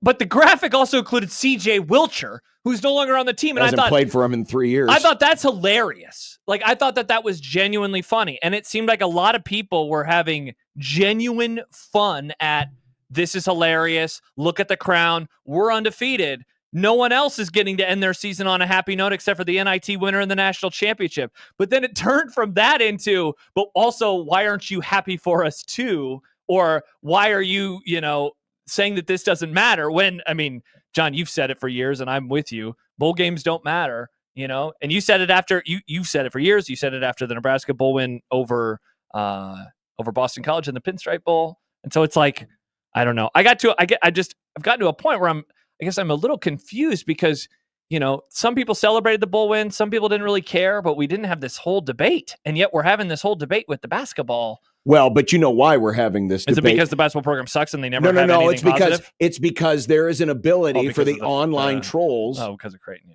to clap back at a rival school. And listen, I am all for having fun against your rivals. I am all for that. But if you're going to drift into stupid territory in doing it, you're not doing yourself or anybody else any favors. When you're saying or tweeting things like, I'd rather have Nebraska season than Creighton season, you're an enabler. Or you're a football fan disguised as a basketball fan. Because the only reason you root for the team is because they share the same name and colors as the football team. Which I think there is a healthy percentage. I think there is a healthy percentage of fans who identify as Nebraska basketball fans, who are really just football fans who like it because they share the same name and same colors. If the team were brown and yellow and were called the Padres, the Salt Creek Tiddlywinks, you wouldn't give a damn. Well, yeah, because they wouldn't be the Nebraska Cornhuskers. Exactly. The Tiddlywinks is a dumb name. I don't want to support that team. I noticed. I don't fault anybody for enjoying this and going out on a high note. Sure, of course, enjoy it. But then when it turns into this falderall over, well, this is what we really wanted all along. No, well, the weird part is, like, one of the laments for Nebraska fans is always, we don't ever really get joy. This is joyful. But then I feel bad because it's like, yeah, but all you're doing is spending your time arguing with people about how much joy you are or aren't having. And why aren't you having joy for my joy? Yeah, it's like, man, like when, and I guess I say this sometimes too, where like I care about what people think of my team. Like, I understand it. Like, I'm not going to pretend like I just live in my bubble of like, well, no, I'm happy with the Cowboys no matter what anybody else says. But I watch them and I root for them, and you just hope for wins. But if you're joyful, why does it matter if other people aren't joyful? Like, no offense, but it's like, why are you coming to John hoping to for him to retweet your joy? He's not going to retweet your Nebraska basketball joy for winning the crown. Why would he do that? It's a weird entitlement thing is what it seems like. It's like, oh, Nebraska, they finally did something. I want you to acknowledge us. And this is also annoying too. Aaron says, surprising the Creighton Radio Network spent so much time on Nebraska basketball in this made-up tournament. We talk about the things that our audience cares about. Always. That's always how we operate. This is not the Creighton Radio Network. Yes, we have Creighton games, but this is not the Creighton Radio Network. We also play UNO. Thank you, Nick, for reminding us. We talk about Husker football all the time. So, okay, earlier the Happer Show doesn't talk about the crown. Stop talking, or why aren't you talking about the crown? Now we're talking about the crown. Why are you talking about the crown? Mm-hmm. I don't know what you want. You're not patting us on the head and saying good job. And I'm not going, I'm happy if you're happy. Why does it matter what I think? If you took joy out of it, if you enjoyed it, congrats. It didn't affect my weekend at all. It literally didn't affect my weekend. I had it on. I watched Darlington. I missed the entire Boise State game. I didn't see a second of it. It didn't affect my weekend. But if you enjoyed your weekend, if it made your weekend better, I'm happy for you. I saw a graphic on Twitter yesterday. I saw that. I'm like, ha. And then I kept scrolling. That's it. Mm-hmm. I'm happy that people are happy. It's weird, though, because it seems like some of the people that were leading into the bit, once Nebraska won, they got really earnest about it. And kind of like what you said, they'd be like, oh, we've always wanted this. We always wanted Nebraska to win the crown. It feels disingenuous a little bit, too. Yeah, that's what I said. Like, it seemed to go from this is really funny and weird to why aren't you appreciating it more? Right. Very quickly. And it happened when they won. And here's the reason why. Newsflash, I'm not a fan. Yeah. So I'm looking at it from a totally different perspective. But if I were, I would probably be looking at it from a perspective of, oh no, now this thing's getting scratchy. A second hand is hitting the mic. I would be a little frustrated. Yes, and I mean that goes back to the Mitch tweet. One of the reasons why they played so well was they weren't playing with the same kind of pressure. Similar to that 94, 95, 96 team. Once they got to the NIT, it was like, pressure's off. Now we can just go out and hoop. But when the real pressure of the season was on the line, when all you needed to do was win one or two more games at the end of the regular season to get to the real tournament, things went haywire. So that would be frustrating for me. Dwayne says, did you expect Nebraska fans to not want to win the tournament they're in? What are you guys talking about? Did we say that? Have you and I said at one point in time that we didn't think you wanted to win? No. What are you wanting? I don't know. Again, I don't know what people want from this discussion. More praise? I'm not going to give it to you. But that's because I didn't care. Neither did I. Don't. It doesn't affect next. I don't think it affects next season. And it doesn't. But I would say that for anybody. You can't say that these types of things can be a builder for next season, given the way that the sport has changed. Again, who was last year's NIT champion? I have no idea. Seton Hall. Go check what Seton Hall did this year. Mm-hmm. First of all, they lost most of their players, including their best player, to their rival school across the river. So, end of season bowl game, heck, even going to the playoff, unless you got the same folks coming back, but with the roster turnover that exists nowadays, it's a whole different ball game. Just as I would say the same thing. Did the end of last season or the end of the Auburn game, is that going to be the thing that propels Kraton to next year's success? I don't think so. No. It's going to be a different roster. Just like it will be mostly a different roster for Nebraska, save for a few. But, if it gives you a warm and fuzzy, great. But please don't come to the table saying this is what we wanted all along. 402 texture says, as a Nebraska basketball fan, we never have any joy. Can people just enjoy to see this team come back and end the season on a high note? This has nothing to do with Creighton. And it doesn't. So why were you tweeting at me? See, that's where I'm like, yeah, just enjoy it. Just enjoy why should other people enjoy it if they don't care? Yeah, I mean, exactly. Nick, who won the F1 race? Max Verstappen. I don't feel any joy. Are you offended? No. Okay. Aaron texts in, I think the point for a lot of us is we want the ones who cover the program to ask these questions to Fred. I think he's talking about the Mitch Sherman question. Are people leaning into a bit? Maybe, but 15,000 people a game would say that's not true. It's not football. It's crazy to have Bigelow's perception of only basketball at this time, but those of us who like it want to see the team do good. The season sucked ass because it was right there. Some of us want to know what the issues are. It's obviously some people really do care. The crown was fun.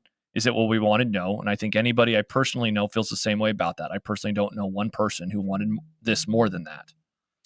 No. I mean, look, you want to then I guess I would say, and I would agree. Let's be critical of, Robin and Wilson and anyone. Like, I don't view Mitch as a basketball beat writer because he's not. He writes about him occasionally. Mm-hmm. I don't think he covers Nebraska basketball. I've never thought that. He covers Nebraska football. Him asking a question, I don't know why that question got people so hot and bothered. Other than Mitch just pisses people off now, and people get mad at him. He has become the new Dirk in that regard. But it's an uncomfortable question, but it's a legitimate question. Yeah, but why would that take, or why wouldn't people also be asking that question? Or why is it okay for you to ask that question but not Mitch? I guess maybe it's the whole, I can say something about my family, but John, if you say something about my family, then we're having issues. Oh well. Doesn't make the question any less legitimate or illegitimate. No, for sure. It's a great question. And it is. Well, we'll talk to Mitch about that coming up. Perfect. Next. He will join us here on 1620 The Zone. But first, a quick word for goodguysavelives.com. We can all be a good guy. It doesn't matter what team we cheer for. Because at the end of the day, if you're an organ and tissue donor, you can be one of those good guys, because organ and tissue donors can save up to 8 lives through organ donation and impact positively countless more through tissue donation, whether it is skin grafts or bone grafts for those who have been through traumatic accidents or cancer patients, or corneas to restore the gift of sight, tendons to heal ACL or other sports injuries. Everybody can donate at any age, any health condition. All you need to do is make sure the next time you renew your driving, hunting, or fishing license to check that box and be an organ and tissue donor, or visit goodguysavelives.com. Please consider being a good guy today and doing the generous act of being an organ and tissue donor. It doesn't affect your family. It won't cost your family anything. And most traditional funeral practices are still possible after a donation. So find out more today and visit goodguysavelives.com.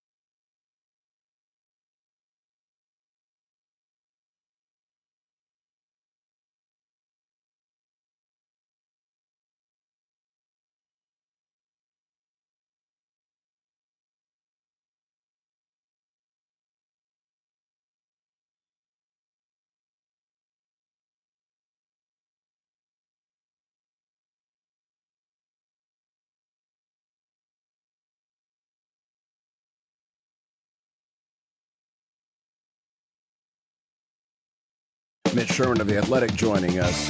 Hello, guys. The intent that he had in putting this staff together will overrule all of that, no pun intended. Yeah, you've got to get bigger and bolder every time, right? Call Mitch. Call Mitch. Call Mitch. Call Mitch. I still think we're missing the plot. I think the one thing that the Crown did do, it helped. I mean, when they won the other night, which game was it? Friday. Was it Friday? Saturday. No, it was Wednesday. Oh. When they took Nebraska ball off the front page. Thank for God. losing to Omaha. Oh, boy. And then this weekend, we're almost 2 hours into the Grum. Barely talked about it. We've hardly talked about Gilmore. Oh! So the Crown has done a nice job of keeping the bad stuff off the front page. Mm-hmm. Hello, Mitch. You've hardly talked about Gilmore. We've hardly talked about Gilmore. I mean, you knew those jokes were coming, right? We hardly knew you. Mm-hmm. Hardly. They're just too easy. I know. They're too easy. Yeah. Though there were so many possibilities if he would have stayed on the team, for any time he caught a pass or caught a touchdown. But yeah, it was interesting. Hap earlier today, Mitch, was leaning more into the Happy Gilmore jokes because kind of like we do with Robin Washit. We don't lean into the Robin part. We lean into the Washit part. Exactly. Yeah. So very, very unique. Mm-hmm. You can take it a lot of ways, but I mean, it's sad that we'll never get to advance that beyond this short-lived period with Hardley. Mm-hmm. I'm seeing from the Kentucky side of things, there are some folks thinking that a reunion there is possible. So obviously, whatever happened here at Nebraska wasn't something so bad that another team wouldn't be interested in him, especially the team he just came from. I think that my understanding is that he'll end up somewhere. He's not going to have to, go to junior college or Division II or something. And Matt Rule alluded to this, that it was not, it wasn't necessarily the kind of situation that might get a player with, how do I put this?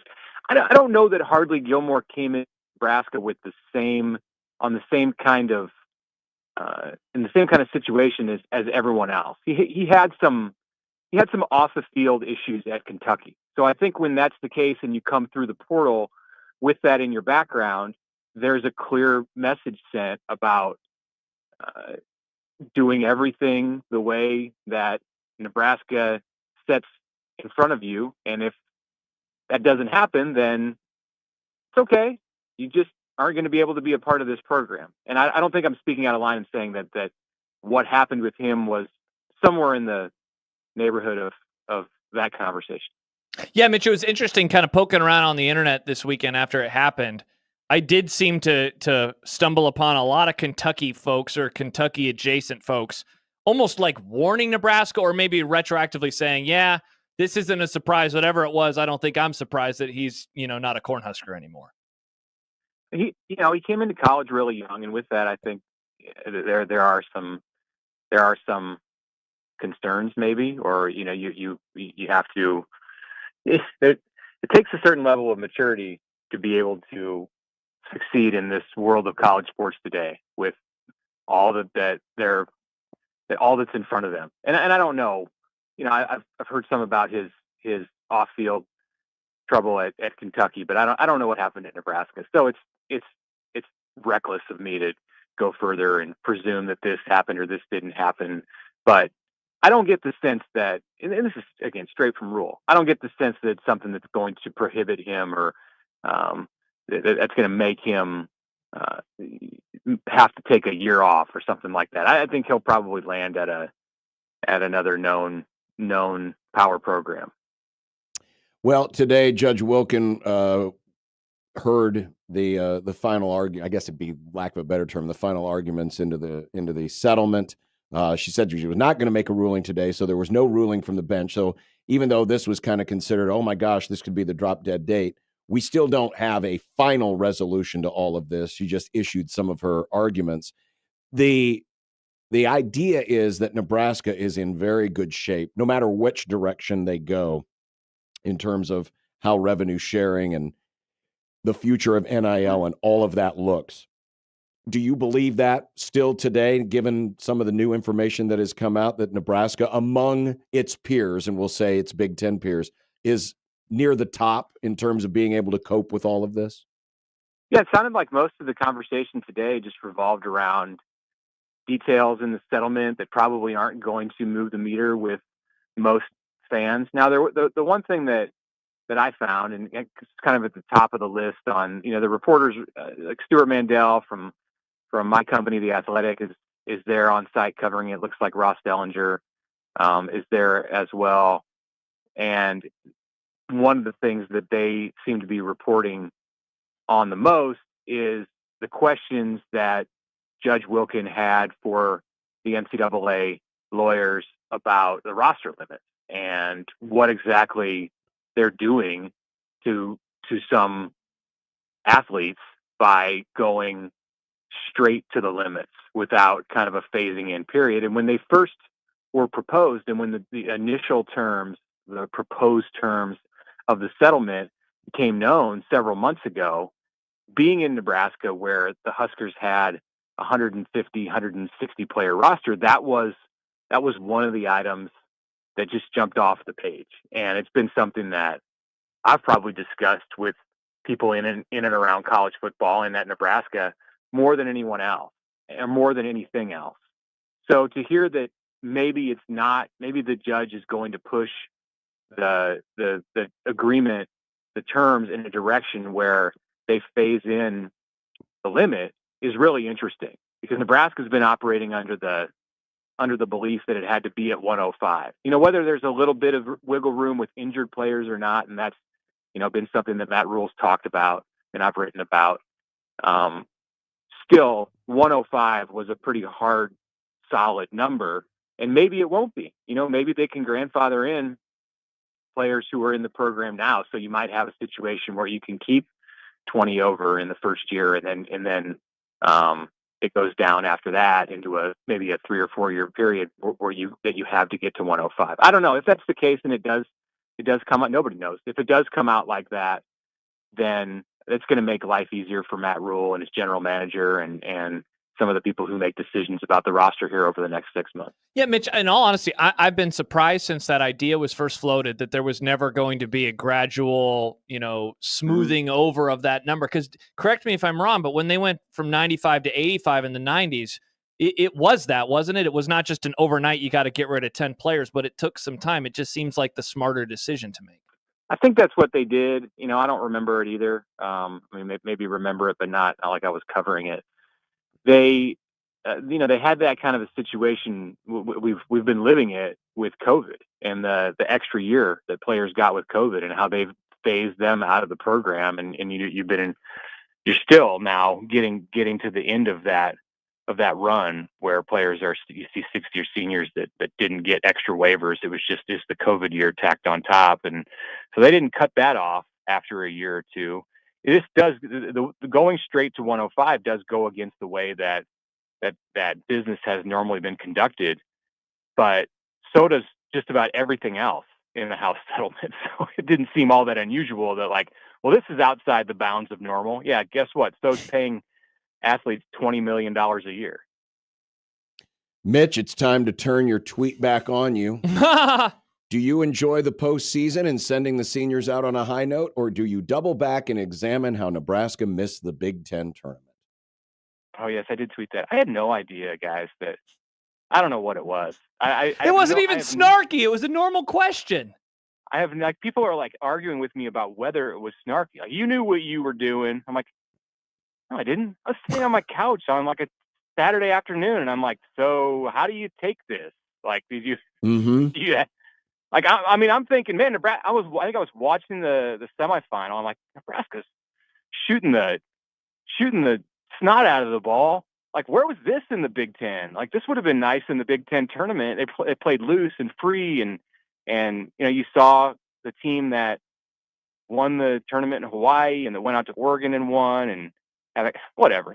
You guys know, everybody knows. So I think it's both. Like, I really do. I think like it's kind of a rhetorical question, but then obviously people didn't take it that way.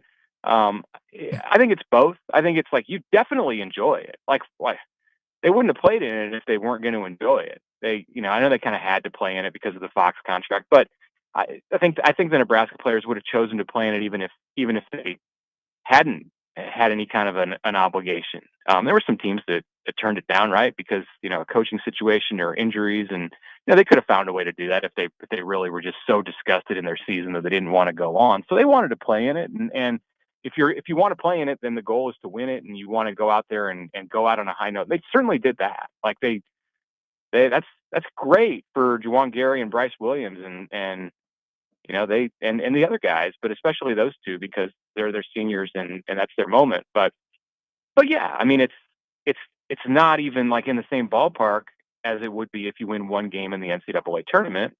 And I think when the dust settles, maybe that wasn't the right time. Maybe a better time to ask that. Although I don't really subscribe to that. I think it's okay to ask the question anytime. Like, let's not be overly sensitive here. Like, we all know what this is. It's not the big time tournament.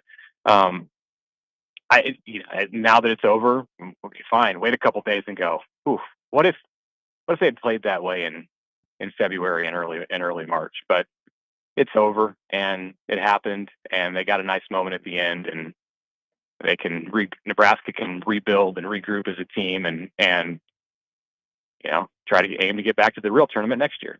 So, Mitch, I'll just ask your question of you, and that is how in the world did they miss the Big Ten tournament? Like, what lessons are there to be learned? I think this is kind of my final, putting a bow on the season. But, I mean, I couldn't help but feel that way. And, of course, level of competition is going to be different. Some of the teams were not at full strength because of the portal, right? The pressure is different. Yes, and the pressure is definitely different. So, like, all of that stuff did play a part. But, I mean, I also did see them play some really good basketball in stretches this year where I'm still a little perplexed at. I mean, missing the NCAA tournament's one thing, but missing the Big Ten tournament is something else entirely. Yeah, the Big Ten, despite not doing well in the NCAA tournament, again, it was a tough, rough and tumble. Like, it was hard to win games consistently night after night. Now, it definitely wasn't the SEC this year, but you really had to go through a gauntlet. And I think Nebraska had two foundational pieces. And this is, the extension of a conversation that probably had every time I talked about Nebraska basketball during the season. And it just wasn't enough in a lot of those games. Like, if one of those two guys and you saw Gary went through an injury situation, didn't he? And anyway, if one of those two guys wasn't himself, wasn't on, like you saw them all through the crown, then all of a sudden, Nebraska could become a one-person team. There were games, of course, where Burke or Connor Esigian or somebody else, Andrew Morgan or Sam Hoiberg got hot, but those were the two consistent pieces. And if you didn't have them both on, which the Big Ten did a nice job, the Big Ten teams had them well scouted differently than the Crown teams for sure, and they found ways to take away one of those players. And when they did, it was tough for Nebraska to do much of anything offensively. Mitch Sherman of The Athletic. Well, now it's strictly baseball the rest of the way. There's still spring football to happen, John. More practices. But we don't get to see them. But other people. Mitch is going to the open portion tomorrow. He'll see like 15 minutes tomorrow. So there's like 40 minutes left of spring football because you'll get 20 minutes and we've got two more, so about 20 minutes each, 40 minutes, right? It's probably better than the spring game. As much as that might sound counterintuitive, like the time that you get at practice where you're actually watching a practice, there's in some ways more value to that in getting information or a sense of how things are with the team than there is at a spring game that is just a made for TV production and then of course no longer exists. Hey Mitch, one more then before we let you go. The Matt Rule, he spoke over the weekend and he mentioned that he is different now. I know you guys played some of the sound on the podcast this morning on Locked On with you and Happer. Like, I don't know, that was interesting to me. I have to imagine it took you aback just a little bit hearing him talk about, what did he jokingly say? He's bored. It's like, okay, this is certainly a different rule than the one we've seen the last 2 years. Yeah, I found that interesting, and after I get a look at it tomorrow, and I'll be watching Rule. I'm going to write about that topic for Wednesday in the Athletic. Okay. I do find it interesting. I don't think he's bored. Like Same. I think if you went back to him and said, "So you're bored, huh?" Like his wording there, how he would describe bored is probably different than like how you or I might be bored at work. Mm-hmm. I don't think he's like scrolling social media instead of breaking down film, or like it's not. He doesn't probably feel like he's getting pulled as many directions as he did often in his first 2 years, because he has more people on staff, and I think he has more people on staff who, it's not all about the staff too, because he talked about the players in this, but he has more people on staff who are willing to challenge him. I don't think he had a lot of that. And Tony White, I think, would do it if needed, but that wasn't really in his comfort zone either. Despite being I think a great defensive coordinator, Rule has people around him now in Holgerson and Phil Snow and Mike Eckler even, and I think probably Pat Stewart, although we want to get to know him a little bit there, who all are more willing to just take on the type of leadership in coaching and management that Rule needed more of in his first 2 seasons at Nebraska. See, I think Rule kind of reminds me of my grandfather. Oh, in that he is a guy that likes to just get his hands dirty. He likes to get in there, like Grandpa would make all these things in his wood shop, and then, work on all the little minutia and all the little details and all the carving and, the polishing and all that stuff, the sawing. And then you get done with the project. And in Rule's, to complete the analogy, Rule's project was, hey, we got to establish how we're going to practice, installation of the offense, all the little things. And now that's all done. That part of the project is done. And so he's bored with the fact that, I can't do the little tinkering anymore, which is a good thing. Yeah, because then you move on to the next. Because now you're moving on to bigger things. That's a good analogy. It's a good analogy, and I've seen that in people too. You always have to be doing something, and then once that's done, and you can actually enjoy the fruits of your labor, you get restless. I thought you were going to say you reminded me of your grandpa, because your grandpa liked to go to weddings and pose in photos. My grandfathers were never in a TikTok. Sadly, my grandfathers didn't live long enough to know what a TikTok was. Well, maybe that was good. Maybe that was good. They didn't live long enough to know what a TikTok was. Probably so. Yeah. My grandpa would have said, TikTok? Oh, that reminds me. I got to fix that grandfather. And he was a grandfather. Yep. Mitch Sherman, Athletic. Okay, we'll look forward to that conversation on Wednesday in the Athletic. Absolutely. Good to talk to you guys. All right. Thank you, Mitch. Mitch Sherman joining us here on Unsportsmanlike Conduct. We're going to get to the Jacob Bigelow Memorial offseason topic. Dude, Football, I am the topic of the pumped day for this one. Good. And I think our audience, except for one listener. Oh, Josh, the football pervert, stoked for a football topic? Crazy. No, but I'm very excited for this one in particular. And again, there will only be one person in our audience that dislikes this. You're not going to be a fool and suggest that we create a crown for college football, are you? Who would do such a thing? I would say that would be redundant, because we already have one. It's called the Armed Forces Bowl. No, the First Responders Bowl. Anti-troops and first responders? Jeez, 9/11 happened and John was like, calm down, overrated. Chance. The first responders. You were saying they were overrated. I'm saying we should honor our armed forces and first responders by naming something more prestigious than a low-tier bowl game after them. Maybe it should be the Armed Forces National Championship game, or the First Responders semifinal at the Rose Bowl, and leave the low-tier bowl game sponsorships to, Bob's House of Cheap Funerals. Bob's House of Cheap Where Funerals. we never stack more than 6 pallets high. Kyle writes, Frost era, we had local journalists talking 8-9 wins every year when they saw the dysfunction. To be fair, we never saw it. We heard about it I'll Well, continue. when we heard about it, we kept it to ourselves until after Frost was fired, and then Michael spilled the beans later wearing his Saints jersey. Michael joins us later this hour. And we all could see the spring game. Now that only journalists will see like an hour of practice total, do you think we see some more 11 and 12 win picks this season? I've always had this image that when they do the open part of the practice, which is usually like the first 20 minutes, it's they put on a good show, and then it's like that skit that Phil Hartman did when he was portraying Ronald Reagan on Saturday Night Live, where a little girl, we're going to take a picture here, and then the kids leave the room, and it's all like, all right, let's get to the map, and they're like, why are we going to bomb Russia? Where it's like they completely assume, all right, are the reporters out of the room? All right, here's what we're going to do. I do not think there will be any 11 or 12 win picks this year. And to be fair, I don't think we had open practices in the Frost era for even 15, 20 minutes. So it's different. We're losing a spring game, but we're gaining a little bit of practice. Losing a spring game, gaining a little bit of practice.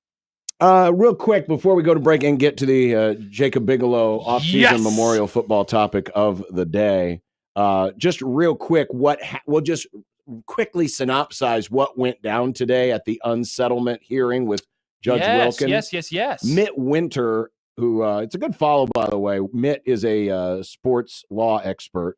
Okay. At Winter Sports Law on Twitter, if you want to follow him. I'm more of a summer sports guy. Just kidding. I see what you did there. There's not football yet. Well, you are a baseball guy. Summer sports tennis. Walked right into that one. He writes, and this was him observing the hearing today.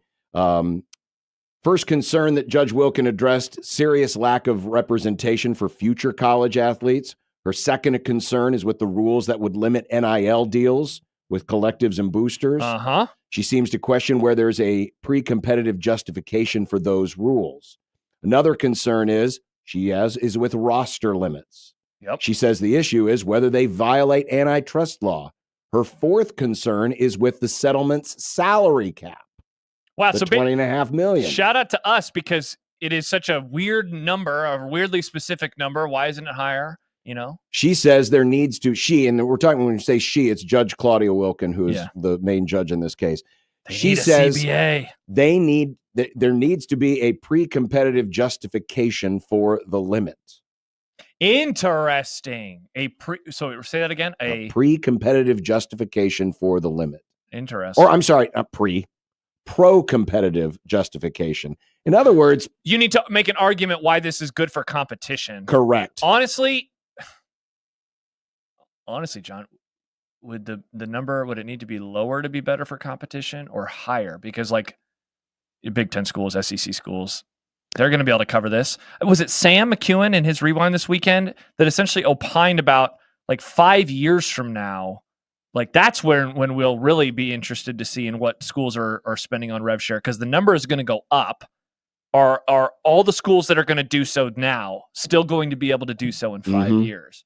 So I would actually say pro-competitive, you'd probably want the number to be lower, though. Again, then they'd probably just, fix that on the back end with NIL deals. Judge Wilkin makes it clear that Title IX isn't part of this case and isn't going to affect her decision one way or another. Same with respect to collective bargaining and employment issues. Yeah, that's the thing.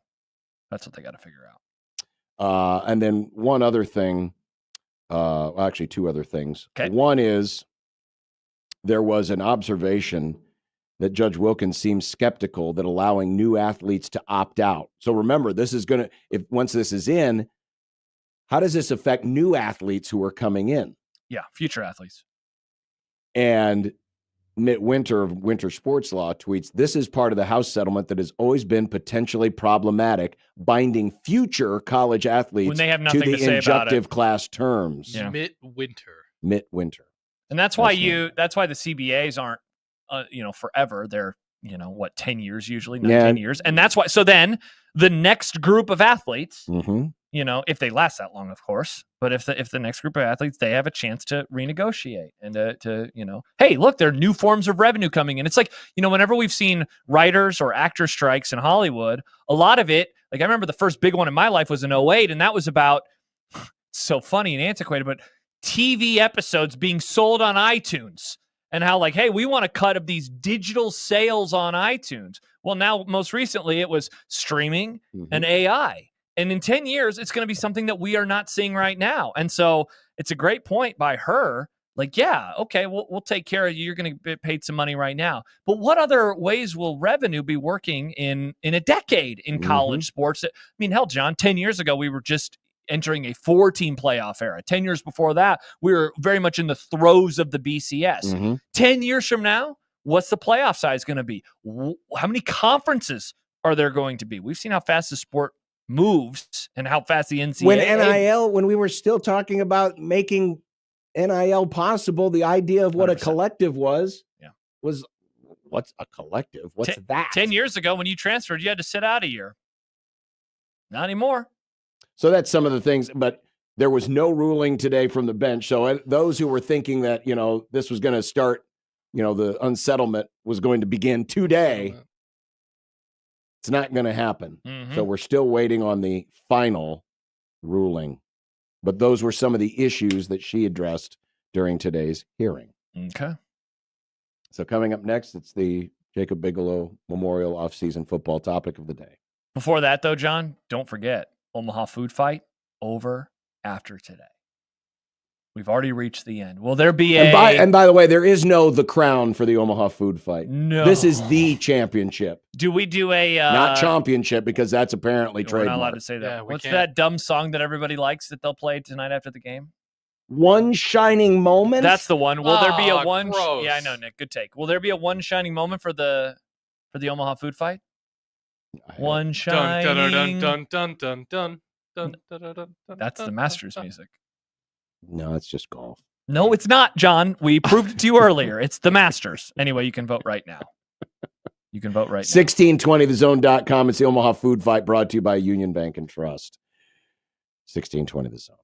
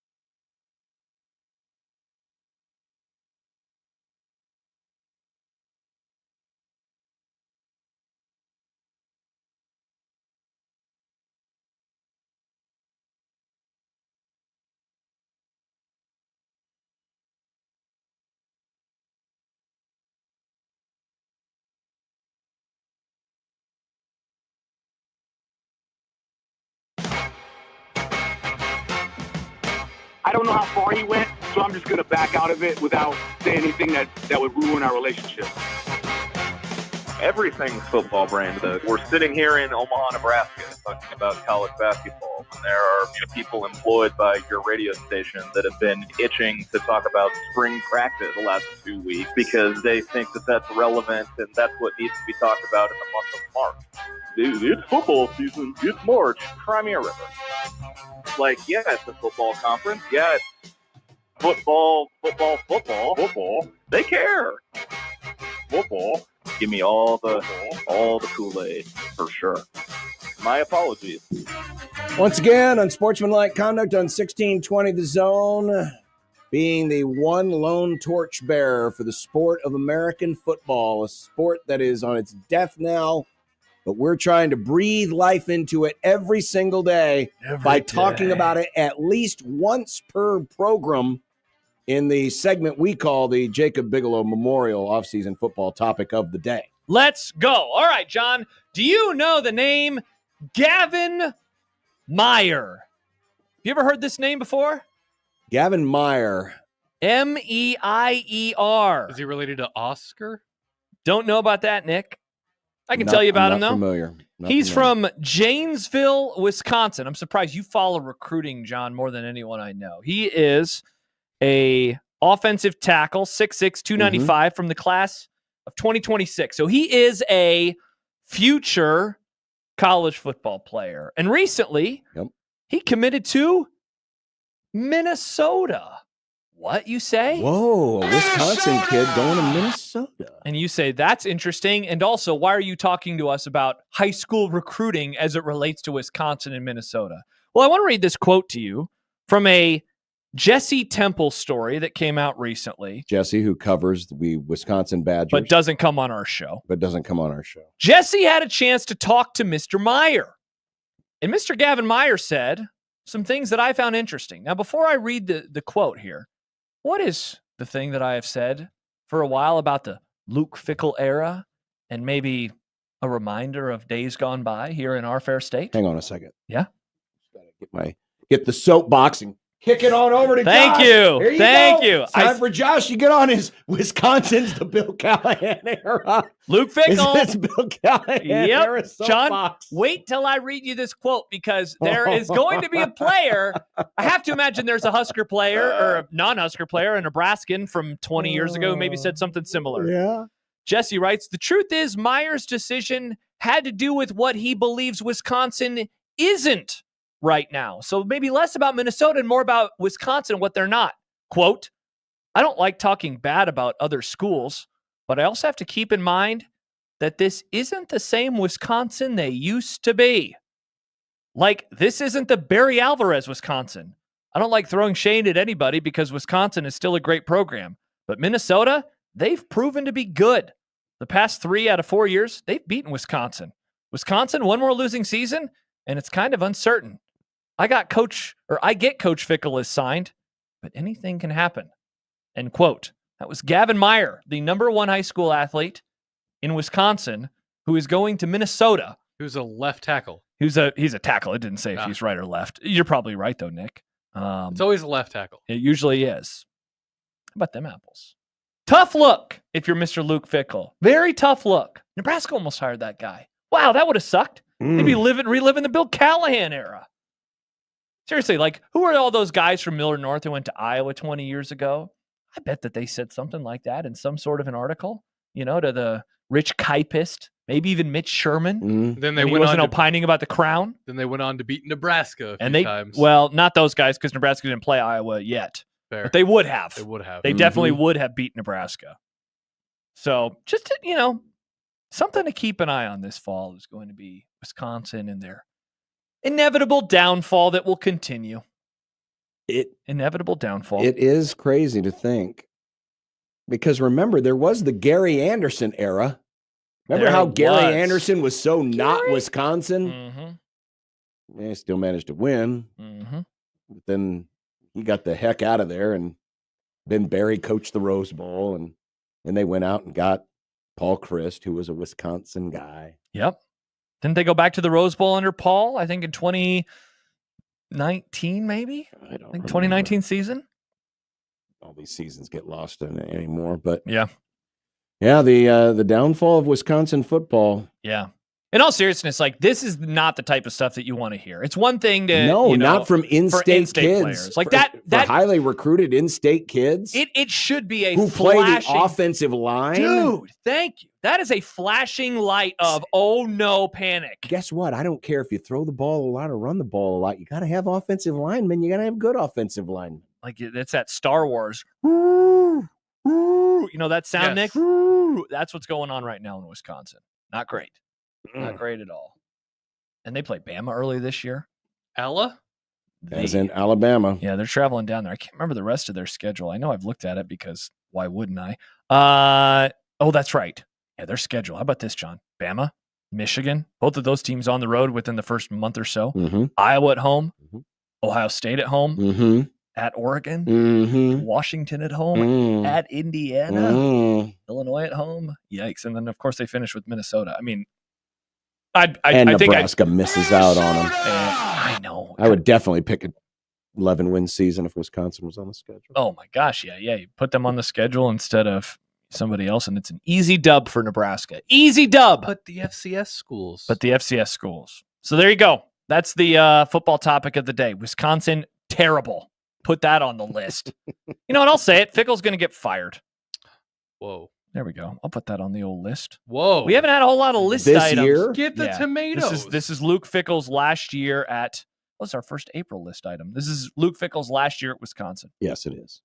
Oh, you agree? Wow. Oh, no. I don't think it'll be this year. Okay.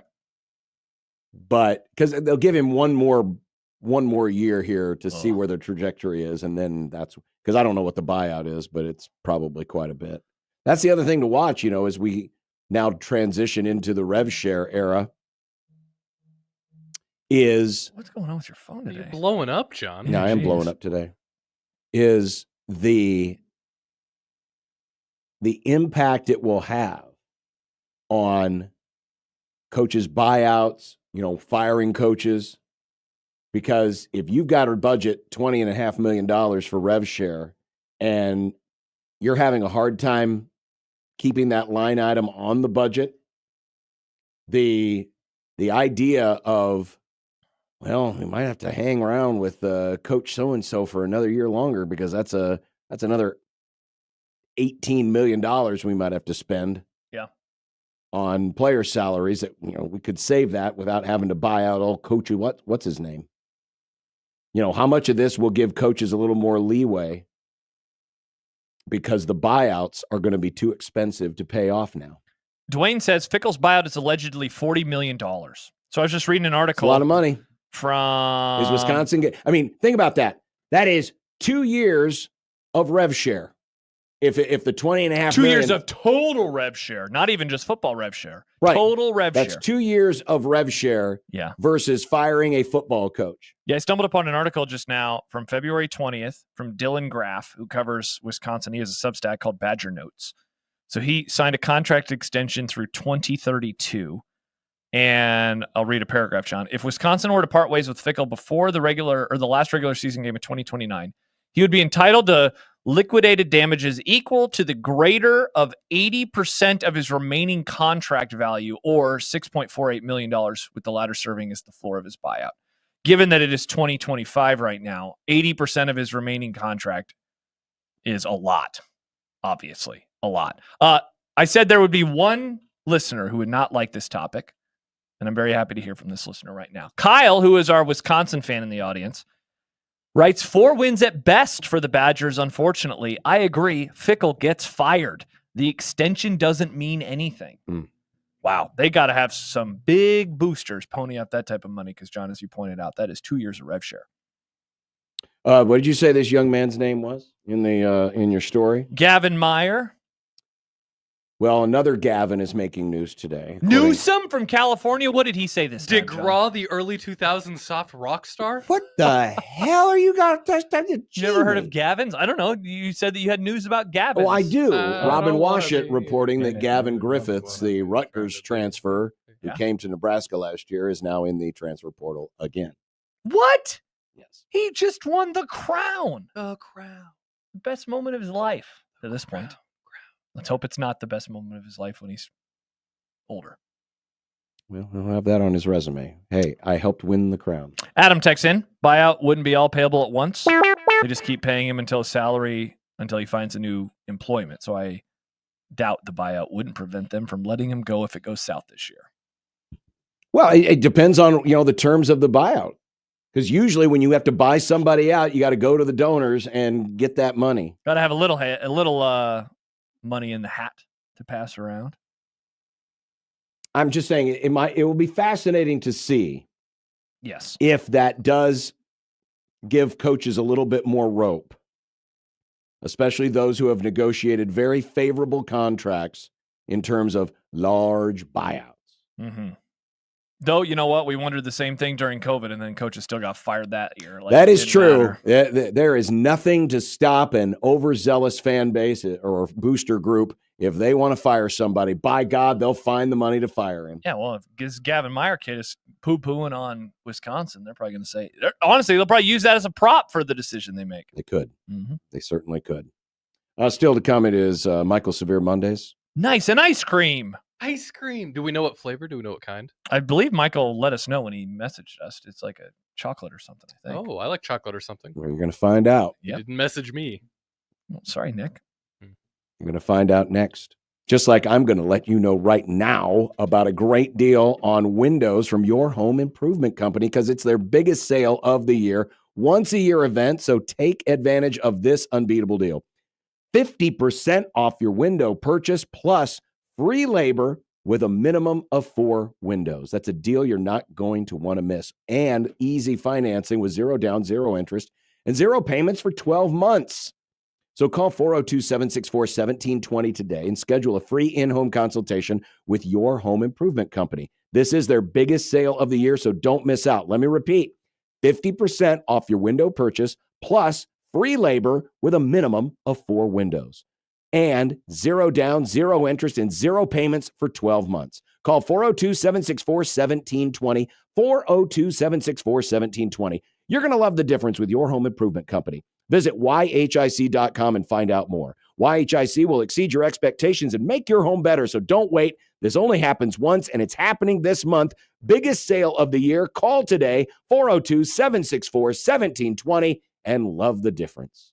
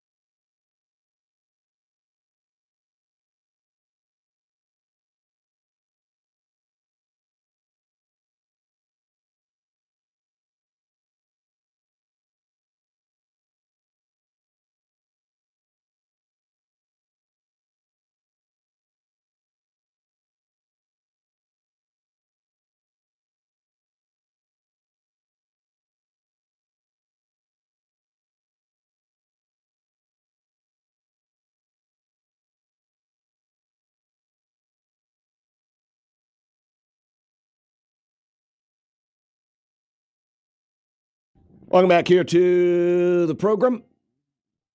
John, Josh, and Nick, 402-951-1620. Also the JTech Construction Zone Twitter page at USC1620. You're shaking your head. Why are you shaking your head? It's because you're carrying on conversations when you should be carrying on a conversation with me. No, it's because I was just reading the comment section. I have no idea what anyone's discussing right now. It's just they're arguing about Tennessee or the SEC basketball and NIL and the settlement. I'm very confused. To answer your question from off air, no, John. It doesn't work? It does not work. That's too bad. What if you copied it and put it into a new file? It won't even open. It doesn't show up. I try to open it. Oh, It's just really? like, no. Yikes. Fascinating. Well, I guess I'll have to play it off my phone. Nice. But you mentioned this late in the show on Friday. Maybe this is in tune with a little bit of what it actually kind of your is. people are. But Blake Lawrence, former Husker Blake Lawrence, who's now part of Open Doors, his company, said last week what they are hearing in the industry is the men's basketball revenue share, the share of the revenue share that's going to men's basketball. A basketball revenue sharing. Nebraska and Creighton. That Being played at Haymarket Park in Lincoln, Nebraska. The Big East. The Big East is planning on sharing up to 5 points, this is an average per team, 5.7 million. The next nearest conference is the ACC at 4.4 million. Now, again, this is the share of the 20.5 million. NIL. This is rev share. Rev share. Rev share. So the Big East, 5.7, ACC, 4.4, Big 12, 4.3, Big 10, 3.2 million, SEC, 3.1 million. Mm-hmm. And you can see the impact. Certainly the latter four conferences all play college football, big boy college football. But the two biggest leagues who are in the biggest arms race, seemingly, in big boy college football, on average, spending the least on basketball. I mean, $2.5 million less per team, according to Blake Lawrence of Open Doors, than the Big East's average. Mm-hmm. And over $1 million less than the ACC and the Big 12. This was really fascinating. Again, a lot of the numbers that get thrown about because it's not official. It's not like in the NFL where everyone's got to announce every salary. And, you know, we know what the finances are for the most part in terms of, hey, this player's making X amount. This is how much they have under the salary cap. We know those things. We don't know all of the things with this because it's a little bit of it's hearsay. But when it's coming from a guy like Blake Lawrence, who's got his his ear to the ground, listening to the rumblings in that universe, the revenue share NIL universe, there's some validity behind this, or at least enough. I would like to think so. Enough to make you look at it and go, oh, interesting. Also, John, I would also say this. Common sense says that these numbers are going to be more in line with what Blake is reporting than, not. Sure. Part of it, too, is just that, you figure out the quick math on these things. Georgia, there's been reporting on what they're going to spend. It's going to be $13.5 million. 13.5, but let's just say that they do the average, which I don't remember what they were going to do. That was in that story. But this says $3.1 million. That gets you to 16.5. Then you're talking about another $4 million to spend on the rest of your roster. Nebraska, what I have been told is that Nebraska is going to be spending 16 on football, which would only leave $4.5 million elsewhere. For everybody else. Yeah. Which includes all the other sports. Yeah. Some people say that they have heard $15 million for Husker football. So we'll see when that number comes out. But that's why we'll see if they announce what that is. I mean, Georgia has. Or if it's going to end up being reporting. Did Georgia announce or was it reported and then they confirmed? Which I think it was reported because Georgia told the Athens, whatever the Athens newspaper is down there. Yeah. So I believe they confirmed that. And so it'll be interesting to see what happens with Nebraska, and if that is going to be something that they announce, or if it's going to be, can you FOIA this? I don't even know. And there's a lot of discussion too about what type of information you can get on the player salaries, and because they're not salary, don't put it on the internet that they're salaries, and so how all this is going to work. It's funny. I was talking about it with somebody this weekend, and they don't care about this at all. And I'm like, wow, that's interesting. I find this stuff very, very fascinating. And I mean, if you want your team to go out and get the best players, you better have more money to get them. I don't read every article about it, but I read a lot of them because I find them very interesting, and it's going to be the future of the sport. And so I'm curious to see what happens next.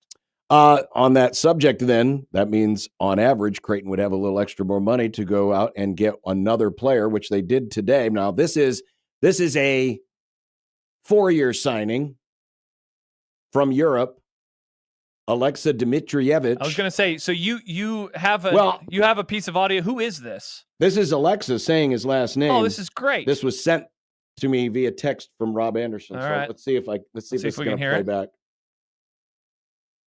Alexa Dimitrievich. Dimitrievich. See, that doesn't sound anything like I said it. Nope. Alexa Dimitrievich. Dimitrievich. No, Dimitrievich. Dimitrievich. Do you have to say it? Do you have to say it that way with that kind of Russian twang? I mean, Dimitrievich. Dimitrievich. No, Dimitrievich. It's like when you say quesadilla instead of quesadilla. Yeah. Dimitrievich. Dimitrievich. Alexa Dimitrievich. Dimitrievich. Oh, man, it's a Dimitrievich. Dimitrievich. All right, you'll get that. John, you got plenty of time. You got many months to go. It's like basketball's not going to be back for a long time. It's the long off season, John. See you later, basketball. It's like bye-bye, basketball. It's football season again. There's another game tonight. One more game. But anyway, this is the Dimitrievich. What they hope will be the future Mr. Ryan Kalkbrenner. 7 foot from Serbia. Dimitrievich. Committed today. It was down to Creighton, Michigan, and Illinois. God, what a graphic. He has he did that in Photoshop. I said, what a graphic. John, you're doing great. Keep going. Sorry. Shut up. Dimitrievich. But he's participated in the EuroLeague, the Basketball League of Serbia, and someone that Creighton was hoping to land for quite some time, and now it is official that they have him. So as it stands on the graphic that the guys are complimenting me on because it's so awesome. Excellent work, John. Dimitrievich. I'm not going to sound Russian when I say it, though. I'm sure the Creighton burner community is thrilled. Oh my gosh, I didn't even think about that. They are thrilled. Yeah, because one time Schreiner was calling soccer matches and he was like saying it like truly in the tongue. And I'm like, I don't know how you're doing any of these names. He is from Serbia, and I don't know how they feel about the Russians. Yeah. Oh, I probably hate him. Schreiner's a pretty worldly guy. He is. He was just overseas. But he would slot in theoretically to be the backup center this year for Owen Freeman, who is the Iowa transfer that they signed last week. So now it is 12 spots, and assuming that the roster limitations go into effect, that would leave 3 spots left. So once again, one more time.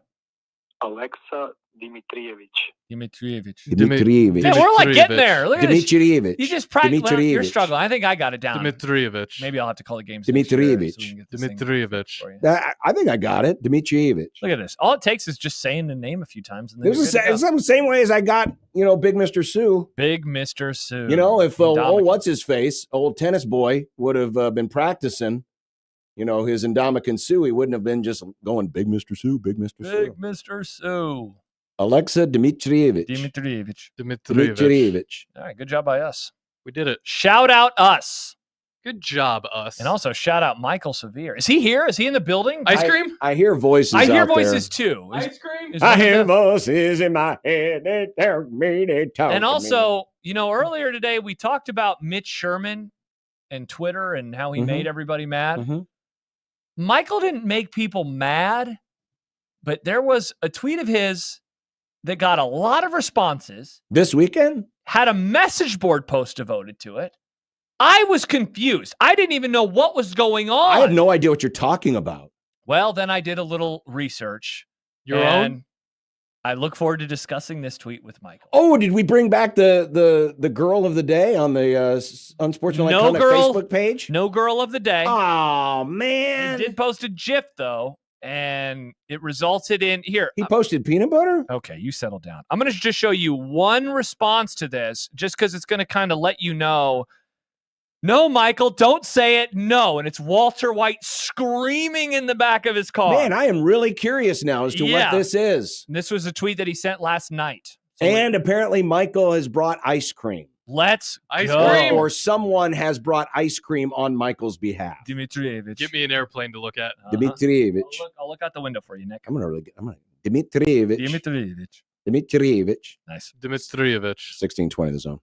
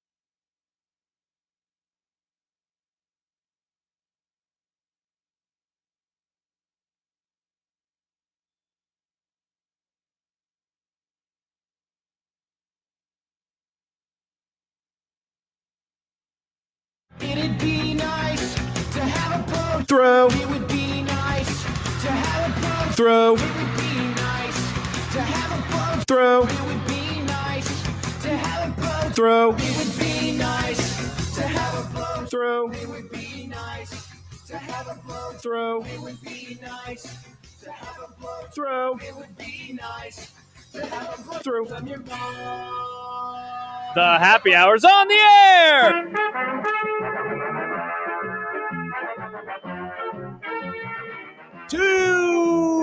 Baby, Taste Test Tuesday is back, or Taste Test Wednesday Monday. is back. Taste Test Monday is here. Taste Test Wednesday, Monday edition. You know, ever since we brought Michael in as a regular on Mondays, Yeah. we've always had, forget about him. We've had the Lucille's chicken, and now we're moving to dessert. We're Yes. skipping salad. We're skipping appetizers. We're going right to dessert. Oh, make sure Michael's mic is turned on. Not my fault. Hi, Michael. We hear you Is now. it on? Yep, we got Yeah, you you're now. good. You're good Lots of now. ice cream, and I found my flavor: brown butter bourbon truffle. That I don't sounds good. drink, This is the kind But of you'll bourbon do I can the- have. you'll do the ice and cream? It's brown, so I'm going with the brown. Sounds delicious. So Michael's brought Brandon Elwood in here to our studio. You're with Primetime Ice Cream here in Omaha, and you're an ice cream distributor. We're distributing ice cream all over Nebraska, and just breaking into Iowa. Yeah, this is the first go around for us with ice cream. Now, to avoid confusion, well, Yes. it's not going to be. They're not going to be We any way were to avoid confused. confusion. Yeah. But the name of the brand of this ice cream that you've brought us is Hershey Ice Cream. Hershey ice cream out of Pennsylvania, not affiliated with the chocolate company, but still 130 years in business. Same amount of time, same amount of brothers. That's the crazy They're part. interesting. Oh yeah, there's a long way through it. You were talking about it Yeah, during the commercial break, and you said 130 years, and I was like, is he talking about the ice cream Yeah, or the other Hershey's that I think about? No, Wow. it's definitely the ice cream. They spent a lot of time keeping that farm to table fresh. They just upgraded their factory, so now we're distributing, heading to the coast. So And you're bringing this ice cream to Omaha. Where is it currently found in Omaha? right now you can get it at Warner Park would probably be the biggest one if you had a Storm Chasers game. Oh, nice. Yep. If you get a Union Omaha game, we'll Yep. be out there. Yep. At Gretna Crossing Park, the YMCA, the water park. Disco. We're out there. Yep. We're at a couple. I'll send you the website, so maybe you can. That'd post be it up there. awesome. We got a Yeah. And there's some big news coming soon, so Oh. I don't want to spoil a bunch of it, but yeah, we've talked to some schools and a lot of different things happening. Awesome. Now we've got what is it? Yeah, what do we- Eight what do or we have? 9 different flavors. Got blueberry cheesecake, Graham Central Station, Yep. banana pudding, vanilla, Banana chocolate, pudding sounds awesome. key lime pie, little blue panda, and oatmeal cookie craving. Real bits of panda. And that makes it good. That makes it. It's really good. All right, so we've got this great ice cream to try from Hershey Ice Cream Company. Where are we going to start here? I think when Michael mentioned this first, I thought he said chocolate the very first time that he texted us. There is about a it. chocolate, yes. Yeah, I'd love Yeah. to try the. I'd love to try the chocolate. You are so plain. You've always been, ever since I No, met you, no. you've been a plain I'm dude. trying the other I stuff, never too. had a cheeseburger. I'm trying the other stuff. I said, all let's like start with chocolate. Just chocolate. Let's start with it. Let's start with the chocolate. Chocolate. There's chocolate. I'd like to. Well, you know what? Michael's gonna typecast me here. I want to try this. Well, you oatmeal love cookie. some oatmeal. You are an old man. I love You double butterscotch oatmeal, but oatmeal cookie craving. See if we can get a camera shot of this. This is what it looks like.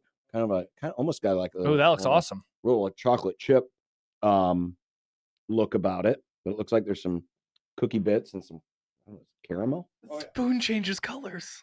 You have, yeah. So we had the cups and the spoons for Thursday for all the kids who were coming. Yeah, those are awesome. Yep. Yeah, for Which the, one for is the this? kids. Which one is this over? This is the oatmeal. Oatmeal. We'll try this. That's oatmeal. Oh one. wow. Which one is this? So what are one we that I doing have? here with the That's the spoon brown situation and the sharing situation? Brown butter bourbon truffle. Let's go. Yeah. Oh man, that the is spoons awesome. do change color. Mm-hmm. That's pretty cool. Here, yeah, this is the panda. Little blue panda. Yeah. All right, I want to try that. What's that one, Michael? That's the Oatmeal cookie craving. Yep. That's You want pretty to toss good. me a spoon? You don't have a spoon? Well, I don't. Are we just sharing? Do we just not care? You brought it. I'm sorry. Did that fall? I'm sorry. All right, so this We'll is take more the spoons. this is the little blue panda. Do you know what's look in the how little blue it is. Do you know what's in the little blue panda? Sugar cookie dough flavored ice cream, and there's some like Oreo. Oh, cookie that and- sounds You know, like that my should be- kind of. That's for that guy in the morning with his sugar cookie fetish he has. Sugar cookies are. That one's my. They're the come on. They're not good. Don't bring them. Don't bring them to parties. He brings them to parties. Come Right on. up. Come on, Gary. Don't bring them to parties. The brown bourbon is delicious. That is by the way. brown bourbon. Is It's really so good. good. Oh. That's really good. My wife would love that. Mm. Oatmeal cookie craving is tremendous. You like that? Wow. Here, you want to do Just it? like You sugar want to do a It swap does. thing? It tastes Yeah. like sugar cookie. Which one's that, Nick? With a little bit of It's chocolate the flavor. brown in it. bourbon Yeah. truffle thing. Oh man, Yeah, I would take this one. The ordinary chocolate. how'd you get into ice cream?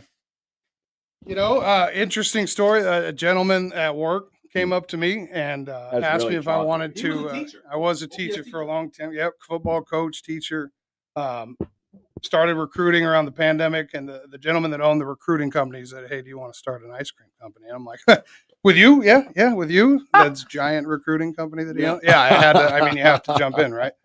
So, yeah, I started learning about Hershey's ice cream. I was the same as you guys. Like, it's not the chocolate company, and we started learning about the product, and just a massive beast on the East Coast.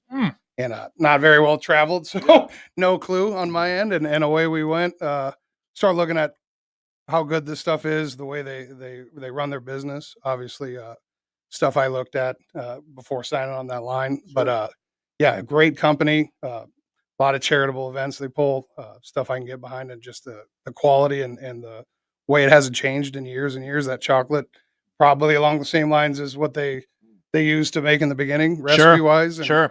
So easy to get behind, and then just the growth possibilities and bringing a good product to Omaha, and pretty much what I'm doing in your radio station. That I am a sucker for banana pudding, banana splits. Yeah. That banana pudding ice cream is money. And John, the one you're about to have is the what's that one? The bourbon. The What was bourbon brownie, called? the bourbon. I think the brown oatmeal bourbon. one is my favorite so far. Really? That one was awesome. The banana pudding one is my favorite. I just had the key lime pie, and it's really good. Yeah. Graham Central Station is good. Have you had the Graham Central Station yet? Not yet. That's wow. That's really good. Again, You got that cheesecake over there? you can. Do we have the lid for the bourbon? Nick had the lid for the bourbon one. I think. didn't. Michael just kind of handed me a cup. I want to try that blue one. Where's that? Oh, blue you didn't one? get the blue one? I No, thought I passed that No, over I to want you. to try that blue The one. blue one was good. Oh no! This was We're the throwing ice cream. blueberry cheesecake. And again, Banana pudding this is Hershey Ice Cream Company, Yeah. distributed by Brandon at Primetime Ice Cream, and you can find it at Werner Park mainly, which is great. Friends of the station. Friends of the Grum. So when the you big get big one that's opening here in a couple weeks is Blue Jay ice cream and candy in Ashland. So we're gonna have all 60 flavors. I want to drop that at the end on you. So this is where we started distributing, but that hurt. So we got together and David Dries opened up a great place in Ashland, and this is gonna have every one of the 60 plus flavors. Oh my And gosh. So do you know that's a couple weeks till it's open. Okay, I that's visit that good place to know. once a year, but it's 2:30 in the morning as we're walking through Ashland on the 50-mile march. Really? They're not open then. I'll open it up. I'll open it up. I got keys. What is in the Graham Central Station? You got little chocolate honeycombs, and there's this twist of this graham sugar butter mixture that gets ribboned through that thing that is out of this world. If you get a piece of the graham sugar buttery ribbon, you'll know it. It is I'll try that one next time. something different. There's one. Mm-hmm. That's the Graham Central. Try that banana pudding. That's good. But all of this stuff still ranks as Thank you. You go through the stores and you see things that are in the ice cream aisle, and it'll say frozen dairy dessert on a lot of different items. Yeah. Every one of these has still got the milk fat, and the overrun is low enough where it is 100% real. ice cream. Okay. I'm glad you brought that up Yeah. because the other day we had, I think it was a blue bunny Mhm. in the house. Yeah. And on the package it said frozen dairy dessert. Yep. So why is it that?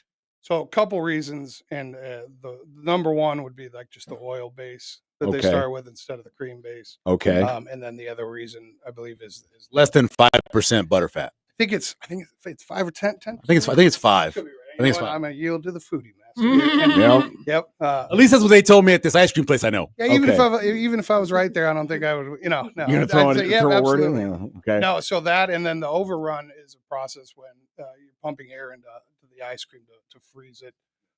The more air, the less product you're going to have. This is going to be a much lower content, about 80%. 80% versus 120% with Blue Bunny. So less air. Okay. You want some dense ice cream. Dense, Yeah. Yep. There's other great companies out there too. I got a big hats off to like Eat Creamery and places in Omaha that do a really great job of that kind of idea. And got to respect game there. So, This stuff's respect game. really Yeah, good. absolutely. This stuff is really good. How many of the flavors are available at Werner?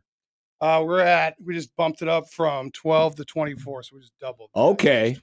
I had my wife reading about it while we're driving in the car when he sent me the thing, and she started reading the flavors, and we were at our house, and we got out to Elkhorn, and she was still reading the flavors. Oh yeah. Like for the whole amount of time that it was like 400 flavors. It was incredible. Oh yeah. Yeah, the page on the website, and you just scroll and scroll and Yeah. scroll and scroll That and is scroll and scroll. insane. Yeah. That is insane. So they've actually taken these ideas and then made them so under like federal guidelines, things that can be sold in schools. They've got a lot of these flavors listed under Smart Snack, that's kind of another territory we're kind of heading in. That's something like the other companies aren't putting a bunch of money in. That's another reason, like Hershey being a teacher, seeing the money they put into that research and development That is instead cool. of maybe how to make ice cream, excuse me, ice cream last longer on the shelf. They put money into how do we get it into, where our market is with kids. So another great reason to get behind that Hershey brand. Brandon, can't thank you enough. Yeah, We this really was awesome. appreciate it. Thank you so much. These are some really good flavors. Thanks for reaching out and bringing the ice cream. Yeah. I That's mean, for all you guys do, man. you're You guys are a big, welcome. big And part of the again, community. is there a way? And I know you're a Website. distributor, but yeah, where's your website? How can people find out more about Primetime? PrimetimeIceCream.com. We're up and running. You can order right from there. You can come pick up at Blue Jay Ice Cream here in a couple weeks. Okay. Got some other big news coming. We're just it's kind of a little sneak preview on how big this is going to get. So a couple places right now. I'm kind of holding my tongue a little bit, but you're going to see a lot. It's the first time media wise we kind of put it out besides our own kind of social stuff. So Okay. Awesome. we're ready. We're ready to roll, and glad to bring it here first to you guys. Well, thank you very much. PrimetimeIceCream.com. This is the Hershey ice cream from Hershey, Pennsylvania, and it is great. Mm-hmm. Really good. Thank you for coming in. Thanks for having Really me. appreciate Thank it. you. Should we take a break and then we'll come back and do our regular bit with Michael? Let's do that so Yeah. we have a chance to kind of Reset. straighten up in here. But Brandon Elwood from Primetime Ice Cream, PrimetimeIceCream.com, 1620 The Zone. Thank you.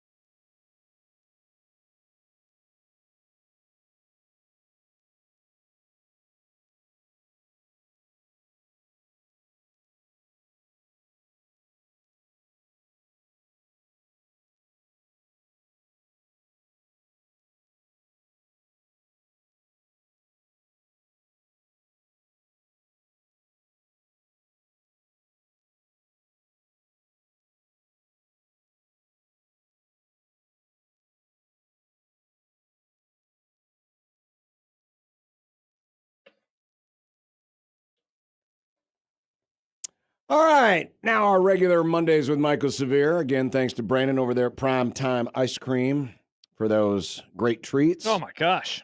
So Josh was explaining to me off the air, something happened over the weekend with your Twitter, and you tweeted something, and it turned into something on the message boards, and it went crazy. I have no idea. I don't. I am so not neither in the of us- loop anymore. Well, of we anything. found that out with Jacob. I'm not in the loop with anything. I tweeted something about, because it's the crown. It was a picture of a guy with the crown, and it says, "Give me the crown." And so It says, "Where's my crown? where's That's my my crown?" bling." Yeah. Now, I'm like, yeah. so that's the tweet? Well, that was the GIF. The GIF. So, as we have talked about with Michael before, Michael just searches words, and then he picks like the first thing that shows up. No, right? no, not always the first one. Not always the I first try to one. find the one that's most appropriate. Okay. So here's the little video. Yeah, it's some crazy. It looks like a crazy dude on a bus. He's wearing a I bandana. thought he was on an airplane. He's on an airplane. Okay, Airplane, He's yeah, wearing airplane, a yeah. bandana around his neck. Yeah. He's an older, middle-aged guy Yeah. with long hair, and he's wearing a Burger King So, crown. Michael, I first saw this. Let's dive in, shall we? So Okay. I first saw this. Well, there was one thread on the Let me scrolls. guess. It was on the scrolls. It was. So there was a couple different things. The first one was one that says "F you, Gary Sharp." Different thread. Although they always spell Gary's name with an E at the end of Sharp. Sharp No, E. no, yeah, he is just Sharp. He's just Sharp. Yeah, Greg had the E. Yeah, Gary. it was E. But there's another one, and I hope these people are listening right now as we break this down, that was titled, "For the Love of God, Somebody Get M. Severe to Delete His X Post from Yesterday." So I was like, oh, wow, this is interesting. Did he make fun of the crown? And I had never... Did you pick Boise State to beat Nebraska? Listen, let me tell you this. Look at this. F you, I Gary. was so excited about the crown, and I watched a good. lot of games in the crown. Well, next one of us. I was I didn't criticize the crown at all. Okay, good. I thought it was great. So I'm like, I don't understand this. And then I open it, and it's just a lot of responses of, no, Michael, no, you need to delete this. No, what are you doing? And so I almost asked somebody, like, what does this mean? Can somebody explain this to me? But I kept scrolling, and context clues helped me Started figure to it appear. Okay. So this guy, apparently, he was on a... He looks like an actor. He's not an actor, John. He looked familiar to me, like he was like an actor. By the way, how about this quote from Jimmy Dean 69 on the scrolls? Nice. Oh, Jimmy Dean 69, the bastion of morality on the scrolls. I thought he got hacked when I saw that on his account. No clue how he hasn't deleted that. He's getting crushed in the comments. So apparently, I'm getting crushed in the comments. You are, yeah. So here's what You happens. must have everybody God, muted. I have a billion people muted. Yeah. So I'm not getting crushed. Yeah, Michael, in the comments at all. Michael, there are 48 responses to that Really? tweet. Yeah. I had no idea. So apparently, this man who has the crown on his head. Yeah, and again, it's just a middle-aged guy with long hair, On a Burger plane. King crown on a plane. Yeah. He's got a bandana around his chin. Okay. So something happened while he was 49 comments. Something happened while he was on an airplane, and he went on a racist tirade. And so in the video that Michael posted, he's yelling the N-word. Sweet. So I picked the right one. Way to go, Severe. Let's give Severe some credit. I finally did something right. Yeah, you tell the old man he can't give. Yep. Look at that. I picked the right one. So there you go. Now, if he was using some other word, then maybe I wouldn't have been right. Yeah, he was. But apparently I was correct. Yeah. Nice job, Severe. Now, and I don't delete tweets. yeah, poster Tradewin said, people need to get a life. I guaranteed MS simply Googled crown GIF and found one that looked funny. How in the world is everyone supposed to keep up with the backstory of every GIF out there? Because I can't. sometimes on these, especially when you post as many as you do, Michael. when it's I post a lot of GIFs. when it's a GIF, not peanut butter. When it's a GIF, because obviously it has no audio with it, so occasionally they have the subtitles. Are you against the guy who invented saying that it's actually GIF? It's he's what does GIF stand for? What does it stand for? It's generated image for stupid people. It's graphic. Graphic. Well, that doesn't make any sense. That GIF. The abbreviation of something doesn't mean it stays the Thank same you, in Michael. pronunciation. That's crazy. Thank you, Michael. That's absolutely nuts to think about. But the I don't guy care. who invented I'm it not going to doesn't call It's some. FBI, not Fedbly. It's, I mean, come on. It's pronounced NASCAR, not NASCAR. Yeah, should we call one's pronounced honky, the other one's not. I don't know what you're talking about. There you go again. Yeah. Anyway, but I don't know what you're so talking I had no idea. That this I don't is know what what you're talking. I have it no was. idea what's going on, and I don't like. I'll do something like that, and I'm gone. I'm like, I'm doing something else. And then you have 48 people muted that all responded to that one tweet. Well, is no. So great. not every one of them commented apparently that it was a bad thing. Now, one person I do say, this guy Blake did a Friends, oh no. Sammy says, Patrick says, Michael, no. Now, maybe he's a Creighton fan, doesn't like the crown. I don't know. So is that how you were reading the comments? Is Yeah, that they were just I don't saying, think it means what you think it means. Not the crown. Why is Michael Definitely celebrating wasn't the something I thought I was crown? going to see today. Oh, Daddy needs to double check his Daddy. GIFs. Daddy needs a elite touchdown. GIF usage. Just one person says, here's 4 people muted back to back. Whoever this person is. Yeah, That's no, awesome. Michael, no. Delete this. Yeah, Stibbs responded, Michael, you have to stop just tweeting out random GIFs you find from the search bar. You have to. I don't have to. Michael's going to lean into it even harder I don't now. have to at all. I don't. Listen, man. I'm gonna be 56 years old. Yeah, June. Michael doesn't care. He doesn't care. I just don't. He I don't care. doesn't I care. work hard. I help people. I do things. I don't care. This guy was on Twitter the other day. He called me a degenerate, low life something. Whoa. And What'd you do? I'm like, what the heck? Then somebody comes back and kind of defends me and goes, yeah, he's been sober for 23 years and he's got 2 kids and yeah, he gambles occasionally. So apparently he's a degenerate. I'm like, I don't listen, man. Say whatever you want about me. I don't care. I just don't. It doesn't bother me anymore. I don't care. We raise money. We're going to raise more money this year for scholarships than we've ever raised before with the Jen Really? Award Foundation. Congratulations. Because we are busting our butts and getting people to donate and inventing new awards so we can raise more money, so we can put more kids through Metro and through Iowa Western now. I don't care about some stupid GIF. I don't care. Here's my question. All right. How are you supposed to? I mean, there's be one thing if. Like, I don't post stuff that has, listen, I know people get mad about Trump or Barack Obama or Biden. So you don't do any I politics. don't put those because half people are going to get mad about that. But how this are we- one, I have no idea what that guy is doing. I had no idea either. Again, it looks to me. Crown is my bling. I thought that was pretty cool. He looks like an actor that's familiar. The weird part is, who would take a video of a guy yelling the N-word and add, where's my crown, that's my bling over it? Because he probably doesn't know what he's yelling. Exactly. It was already made into a GIF, Yikes. right? And then the guy added that into it. Yep. That's what happened. Yikes. Yeah. Yeah, I think I just use sometimes- GIFs from things I've seen, and it just helps me out immensely. I never get in the trouble that Michael is in right Yeah, now. and I'm not in any trouble. Yeah, but this I am isn't not in any trouble. This isn't trouble because I was saying that as a joke, guys. I'm not canceling Michael. Settle down. these are but this is what happens Michael's when some people are too online. Stibbs And that's is true. too I online? do not. So the viral stuff, like I did a radio show. When I did that, sure, I followed a lot You of the did a viral radio stuff. show? Yeah, a couple of them. And I followed more of the viral stuff. I don't know my wife will say something like, "Did you see this?" And I'm like, Oh, "No, dude, that happens all the I time didn't with see my this." wife. Yeah. And she was like, too. "Did you see this?" She goes, "It's everywhere." I go, "Not on my timeline. It's not everywhere. Yeah. It's not on my TikTok." See, Because that's I it. have cooking and music with acapella songs. Right. That's what I have on mine. But you see, that's the difference between our generation and subsequent generations is What are you saying? I'm not being critical, but what I'm saying is there are when we saw things, when we saw pictures, we saw videos, we saw films, it was mass media. Everybody saw them. Yeah. Now we have such Right. a fragmented, and again, this is not a criticism, it's just the truth. It's such a fragmented society now that something like this was probably circulated around a certain part of the web, but you got a lot of people who Don't go on that part of the web. don't go on that part of the web, don't see it. You know, it'd be one thing like, you know, if Michael tweeted a GIF of the Zapruder film, everybody's seen Everybody's that. seen it. Where's Yes. my bling? Is JFK's head's rolling around on the car. I was saw a not rolling comedian around. talk about this the other day. She was saying there's really only 3 times in a whole year that we all get together anymore. Really, only 3 times. Because Super the Super Bowl. Bowl, right? Christmas, Yep. everybody's on talking about the exact same stuff. Sure. And then there's occasionally a huge news event that'll happen. Sure. Presidential Assassination election, somebody's been shot or whatever else. But Mhm. really, we don't. When Reagan was shot in 1980, right? Or 81, when he was shot, everybody saw it by 6 o'clock. Everybody on the planet had seen it. Mhm. Why? Because it was on the 5:30 news, which everybody watched. Oprah used to get a 68 share.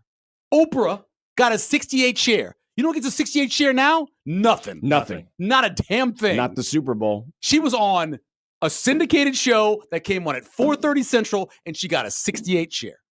We just don't do that anymore. We don't have No. those things anymore. Even finales of incredible shows that everybody likes. How many watched the Severance final? That's like 19 million. It's a small number. Yeah, and it's not even an a- estimated number. Yeah. It's a small number compared to what society is. We talked about Breaking Bad all the time. That was seen by a fraction of the audience that saw the last episode of Friends. Oh, yeah. And MASH is just crazy. Yeah, and MASH, still one of the most watched TV shows The of all most time. watched time in our, you're alive. What year were you born? 71. Okay, so in John and I's lifetime was a football game played between Oklahoma and Nebraska. It was the most watched thing. Like 80% of the population at least the ADA in this country were watching that. Now that'll never happen again. No. Nothing will ever happen again. And that now pulls 80. N-word GIFs are being turned into bling GIFs. Bling GIFs. I love a good bling. That's why I thought it was funny. Yeah, I didn't see any of this, so I didn't either until the message board. The replies to the tweet are really They're very funny. Most Are of them they? are very funny. Yeah.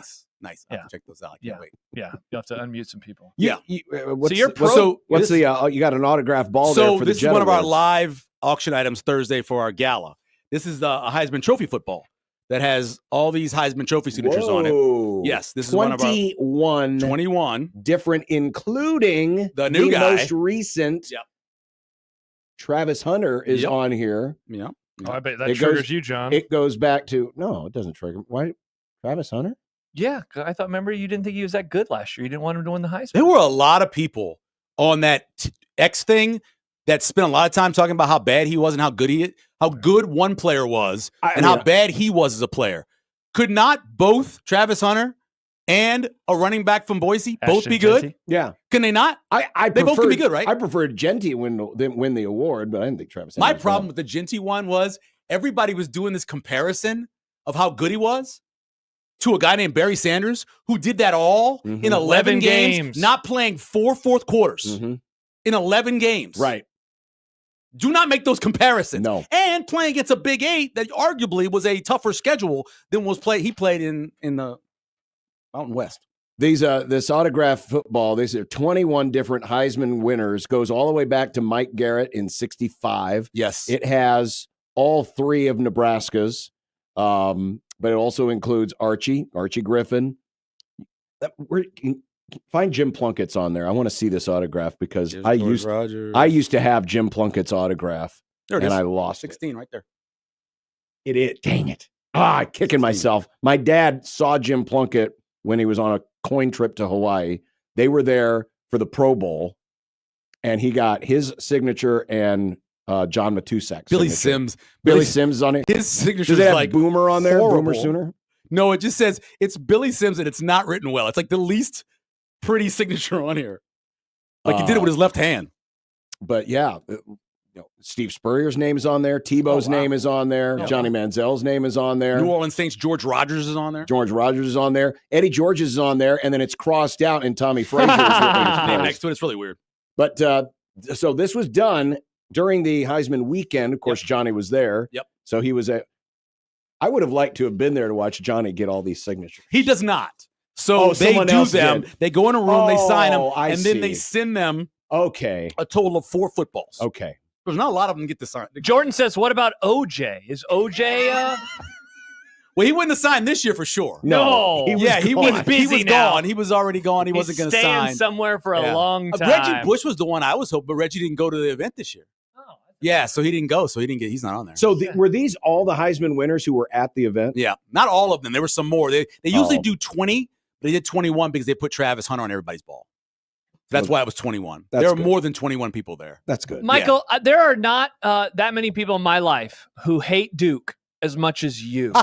They were my survivor pick too for the last game. So I ran out of teams, right? Yeah. Sure. We both ran out of teams, and my last pick was Duke. Oh, And you'd have been feeling amazing the it's whole weird. game. It's so weird. It's so weird because I'm sitting there with a buddy of mine, Devin Stevens, who is the biggest Duke fan I know. He had on a Duke shirt. His kids had on Duke clothing. His wife had on Duke pants. They all had Duke stuff on. And I hate Duke. At the same time, I want to get the money. And so the whole time, it actually worked out great. You're torn. Because it was a miserable loss for Duke. It was. Which is An awesome. all-timer. And I got second place. All-time kicking the pills. It for was. Duke. It was outstanding. And this is what happens when you play 4 of the top Kim-Pom teams, and other team plays 8. You know, they're just more.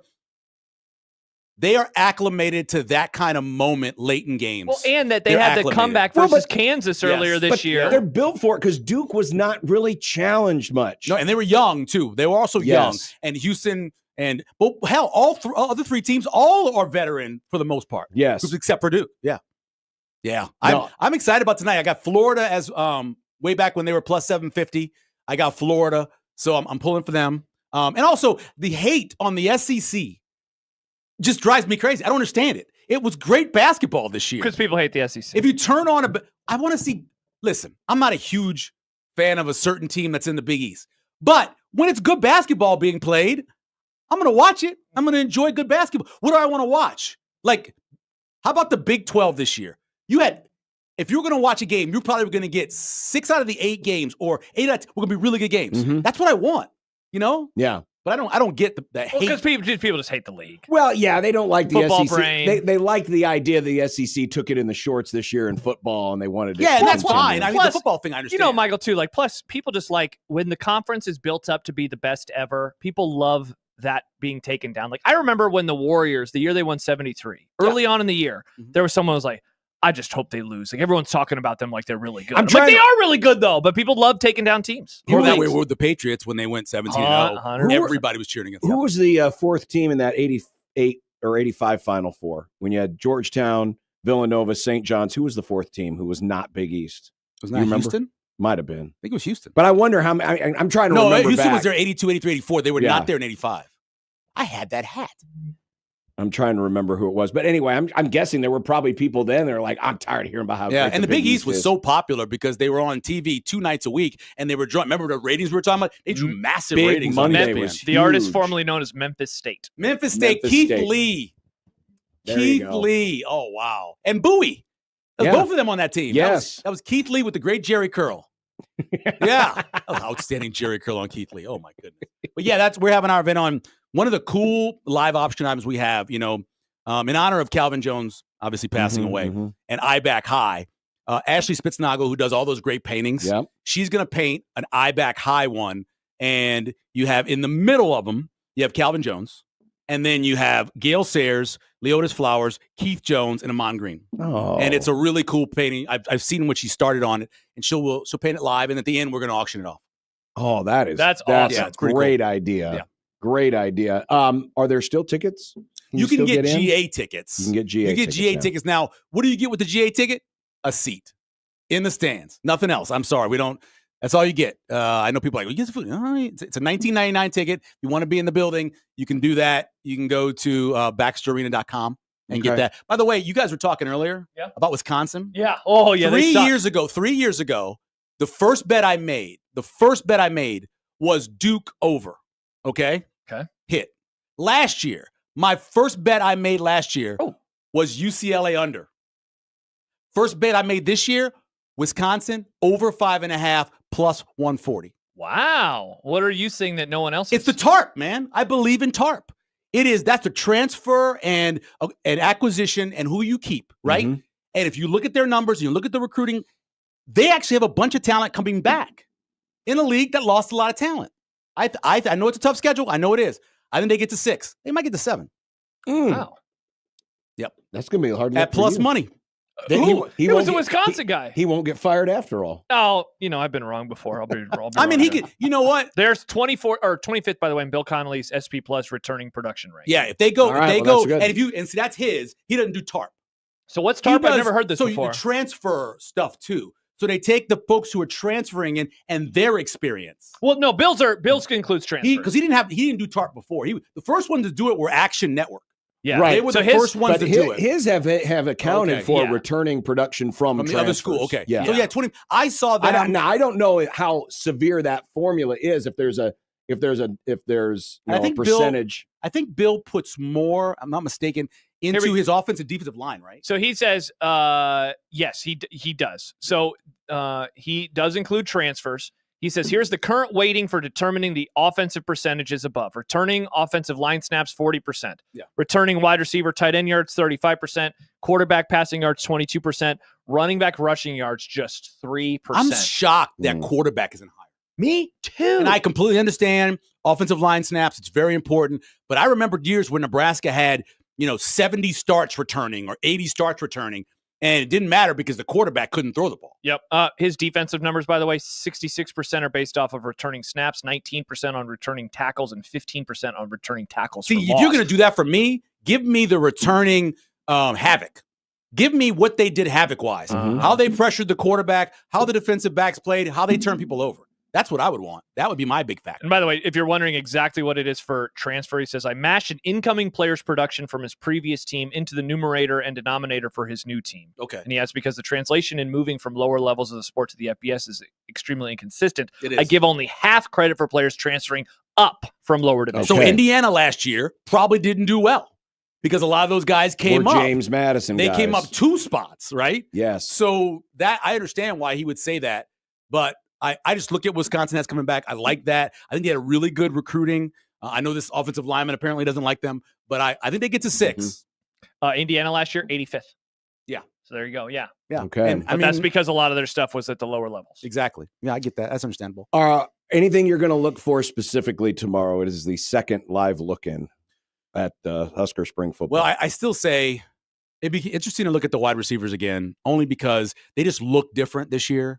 Although last year, I'll tell you, when you went to watch the 2 times we watched open practice, I watched open practice, Jamal Banks looked really good, and Isaiah Nair looked really good too. And I told you guys about Ja'Cory Barney and the one-handed catch and everything. Yep. But I think looking at this wide receiver group is a big thing. I'll probably watch the defensive linemen again because I think that's going to be a nice front. I know that there are a lot of people that are like, you lose Nash, you lose Ty, and I get that. They're going to be so much more athletic in their front this year than they were last year. People talk about Ty Robinson going in the second round, and maybe he does. I think I have the 13th ranked defensive tackle in mind, and I think that's late 3rd, early 4th, right? I think it's because of his lateral movement. Now, he was so smart to go in at 288 and put up those numbers. He's not playing at 288.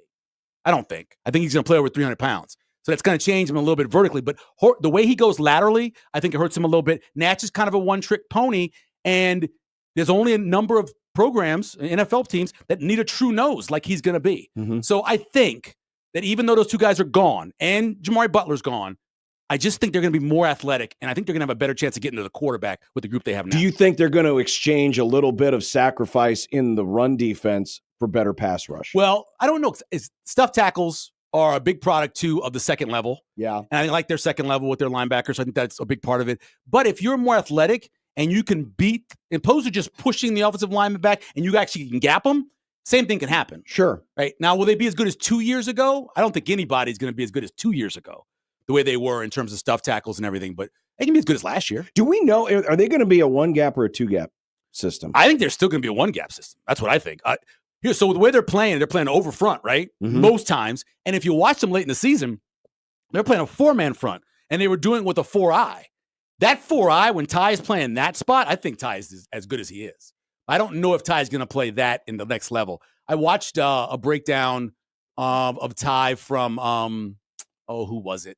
It was one of the NFL guys who does a lot of tape, and really liked the way he could 1-gap and get upfield. The question was, he got a little high because he's tall, and also going lateral is some of the struggles he had. What did you think of what Rule said about the offensive line on Saturday? I'm not surprised. I mean, you're adding one guy who has a ton of starts, coming out of Notre Dame. You had another guy who's coming out of Alabama, and say whatever you want about his PFF scores. He still was playing and starting in Alabama, right? Yep. I really like whatever they're going to do in the inside, because I like Justin. Is it just Evans now, right? So I like Justin Evans. Justin Evans. Yep, drop the Jenkins. I like him.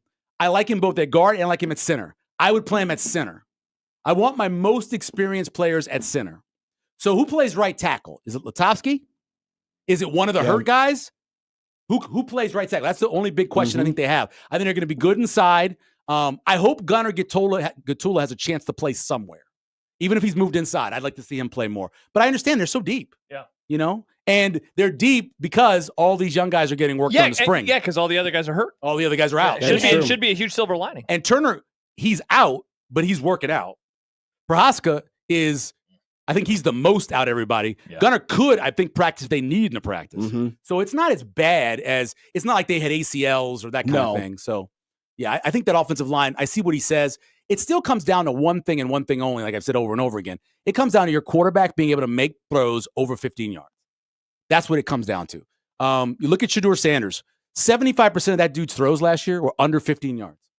So you can be really accurate and you can have a lot, but when you play against good defenses, like BYU was getting after him and Kansas State, when you're playing against good defenses, you got to be able to stretch the field. He couldn't, and they struggled in those games. Same thing's true in the Big Ten, right? He's got to be able to make throws over 15 yards. You can't just be dumping it off. It can't be just swing passes. I want to see those wide receivers getting downfield, running some 9 routes. By the way, I think Matthew says Baldy. Was that the NFL Ty Robinson breakdown? I think it was Baldinger? Baldy, yeah. Okay. Yeah, I So there you go. You can go check that out on YouTube. Yeah. So it was Baldy did something, and then also Bolger. What's the guy from The Athletic? Dane. Oh, Dane Brugler. Dane Brugler talked about him quite a bit on one of the Athletic shows, and went kind of deep into what he was and where he expected him to be and what he thought of him. His book will be coming out soon, The right? Beast is coming, I think, Friday. If you're a draft person, well, you know who Dane Brugler is, I have to imagine. But if you don't, he puts out, 400 pages? At least. It's giant. nuts. Yeah, and they've done a digital copy. Yep. Now they're doing like an interactive copy Oh, wow. where you can move stuff around. And you it's got get it stuff- if you're a subscriber to The Athletic. Exactly. So that's yeah. pretty cool. And so I've had the last couple of years, and just reading through that damn thing it takes a while. And you know what the best thing about him is that he gets the deepest. He has these long interviews with these guys, and he finds out all this really cool stuff about them, like random stuff you would never hear. Interesting. Like one guy's like in middle school, like got partially paralyzed while like playing some sport and had to battle back from that, and like talks about their parents and where they grew up, and he gets deep into it. Yeah, I enjoy that guy. All right. Well, thanks for the ice cream today. Hey, Thank you, that worked Michael. out. That was great. And if people again want any more information, if they want to be GA for the Jet Award, it is. You can go to BaxterArena.com or you can go to the BaxterArena.com. website. It's thejetaward.com. We have information there about everything. And if you want to just check out the auction items, you can do that as well. I have those links all over the place. There's no GIFs or GIFs with them. It's just plain old links. That's probably a good so idea. you can just go through the link and not have to worry about getting any kind of trouble. Probably a good idea. By the way, Theo says, Theo Vaughn? No. Highly recommend No. rewatching Severe's 2022 Redcast episode where he hyped CT11. So if you want to, for some reason, rewatch a podcast from 3 years ago about a quarterback that's no longer on the team, Michael is the one to watch. I hyped CT11? Casey Thompson? Yeah. It's funny because I was one of the people that I really did. Okay. I remember what you're talking about. Theo Yeah. is an interesting Yeah. person. I would Yeah. prefer you just relive Michael's video on Scott Frost. I Yeah. thought that was a lot more. My See line's Michael's the video? same thing with Casey Thompson. Casey Thompson didn't win a lot. Nope. He Not didn't at win any a lot. level. I don't what it was about it, but wherever he went, he just didn't win a lot. It was very Nope. strange. Nope. And I also refuse to live anywhere near his teammates too, apparently. Help. Yeah. All right. Got to take a break. We'll be back. Bye, We got some Michael. Bye, content guys. and more right here on 1620 The Zone.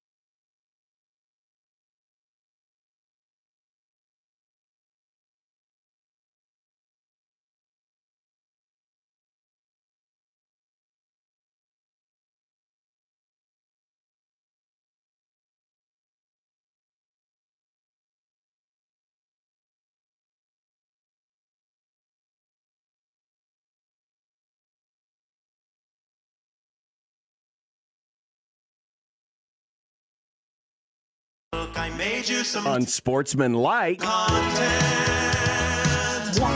Unsportsmanlike content. Unsportsmanlike content.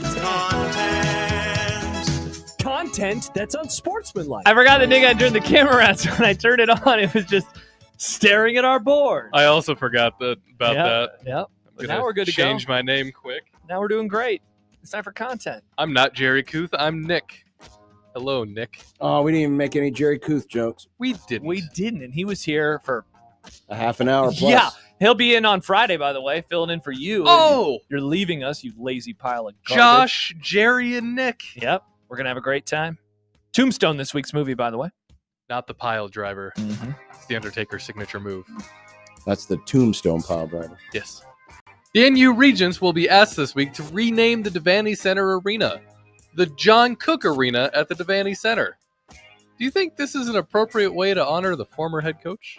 I'm always skittish when something is already named after somebody. In honor of someone. And then you add another name to it. I mean, it is the Bob Devaney Sports Center. Yeah. Now, I guess technically it has the swimming part. Does it still have that stuff? I think the swim stuff's still there, and the indoor track is still there. Okay. And then you have the arena of which where the volleyball and wrestling teams participate. I guess this is an okay enough compromise. It's still I'm always going to call it the Devaney Center. Yeah, I'm with you, John. Because it's the Devaney Center. It's already in honor of somebody. It'd be different if it was just named the Nebraska Arena. Correct. What about doing the John Cook floor? Because it's the Terry Pettit floor. Oh, rats. Because they did Tom Terry Osborne Pettit Field. Court. Yeah, is They there could do something the else? Maybe the John Cook scoreboard.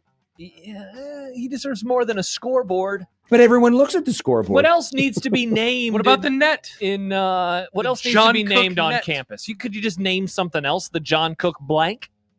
What about the John Cook Coliseum? He loved that Now, place. there we go. See, the only issue, of course, is that they don't play there anymore. But I really But like it's still that. a building on campus. They still I like use that it. idea. I'm with you. It's like, yeah. I mean, I don't know. Sure, do whatever you want to do.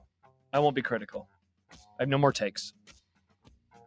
You guys have already gone into insane depth today in regards to the Houston-Duke game. Oh, wow. Yeah, we definitely have. But would you like at least one more chance to discuss the ending of that game? We've had too much conversation so far today about the Crown that we barely even talked about this game. All-time meltdown. I'm so impressed by Houston and their ability to stay in the game, especially after the technical foul for reaching across the baseline to try to knock the ball out of the Duke guys' hands. And so I don't want to do the whole debate of did Duke lose or did Houston win? But I do want to say, Houston was great. But Duke, that was an all-time meltdown. One field goal in the last 10 and a half minutes of action. That is bonkers to me. And John, I kind of leave, and maybe I don't want to step on too many toes for tomorrow's hot take segment, but I think we were very much in a realm where we're going to be talking about this Cooper Flag year as an all-time season. And now it's just going to be this crazy what if they would have won, or how did they not win the national championship? And I know they would have had one more game to go. I'm still flummoxed. 2 days later, I cannot believe that they blew the game, and I'm so happy that I did not turn it off, because I know some people who did, who were like, yeah, the game's over. I'm going to watch a movie. Yeah, I actually, it was on I put it over on a second TV because I don't remember what else I was watching. Second TV has hit the Bishop household. But I'm glad it was on in the background. I was mainly watching it because of the spread, because it was 5.5, and I was the only person that picked Duke. Yeah. And so I was in that awkward spot where I'm rooting for Duke because I want them to cover. But then when I realized, all right, they could lose. They aren't covering this game. Then all of a sudden it flipped to, oh, Houston might win this thing. Yeah. So if I'm going to lose, I might as well lose all the way. Mm-hmm. And congratulations to Houston. So now we get Houston and Florida tonight for the national championship. I'm going to take. I'm going Houston. I'm going to take Florida. Nice. Go Houston. Let's check in on the NBA. Let's do it, Nick. With less than a handful of games left in the season, in the NBA is less than a handful of games to 30, 40 games. Nick, your favorite sport is baseball, and they play 162 games. But baseball's better. No, they still play double the number of games. Stop giggling over there, giggle boy. It was quite the weekend. Tell us why, Nick. On one side, former Boston Slurs and current Washington Wizards guard Marcus Smart set a fan crossed the line. Maybe slurs, Nick? When he was heckling the team's bench on Sunday, leading to a bit of shouting before the fan was ushered out of the arena. Yikes. Tough luck. On the other hand, the It'll be soon in Lakers a GIF soon that Michael uses. beat the best team in the NBA, according to record, and are now eyeing the number 2 seed. They're still Wow. 3.5 games back. Wow, excellent question, Nick. They're not Great even one. close.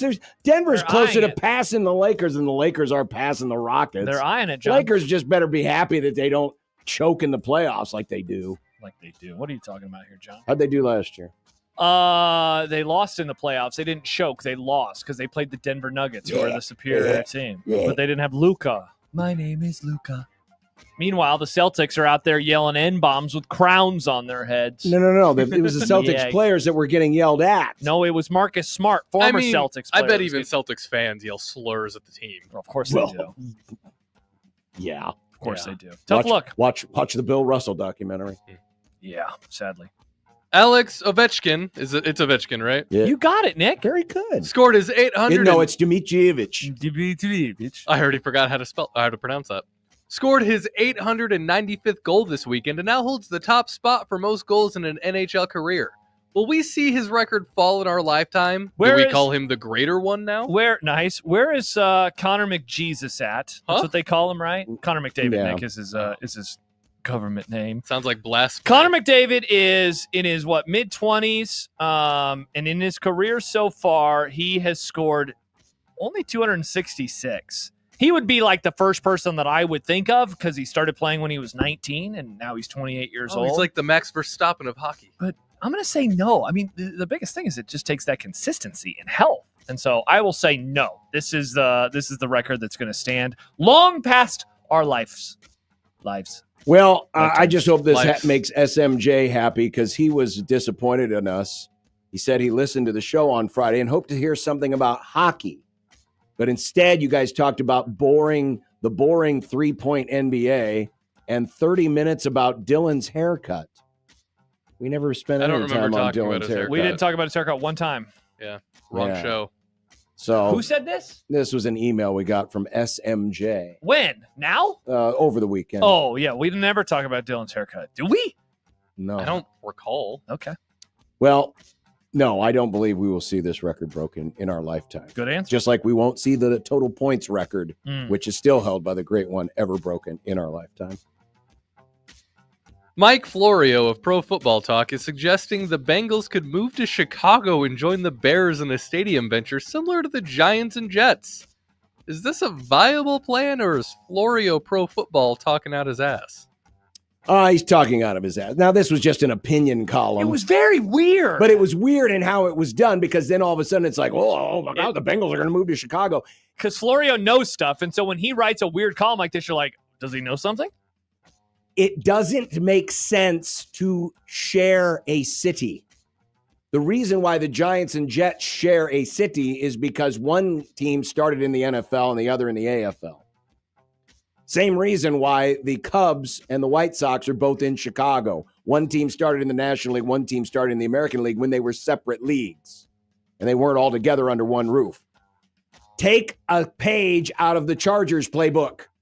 It doesn't make sense to move into a city where already another pro football franchise exists. Yeah, it's really stupid. It This doesn't make any no sense. sense, and you're going to get buried there because guess what? Chicago loves all of its sports teams, even as bad as they've been. They really love their Bears. Correct. Ain't nobody in Chicago going to gravitate to the Bengals. So Bengals, figure out your own stadium issues and don't listen to this kind of nonsense because it's nonsense. It is nonsense. But if they did move in, we could call the Soldier Field the zoo because they have Bears and Bengals. Wow. I really don't have a whole lot more to add. John is spot on with this. They would be like, I almost want to say that they would be relegated to a interest level below what the Chargers are in LA, mainly because there are decades of institutional fandom there, whereas in LA it's decades of institutional wanting to go outside and enjoy the weather.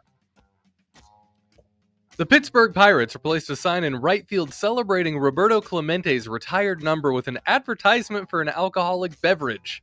Roberto's son noted the change and expressed his displeasure on social media. The Pirates are apologizing and restoring the Clemente sign.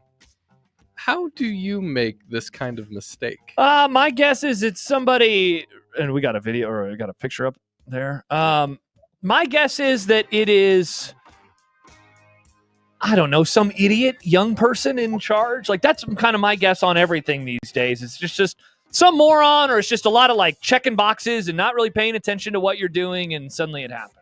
Greed is why it happens. And because greed. the Clemente sign is just a small diamond-shaped sign that sits under the right field foul pole, and it says Clemente 21.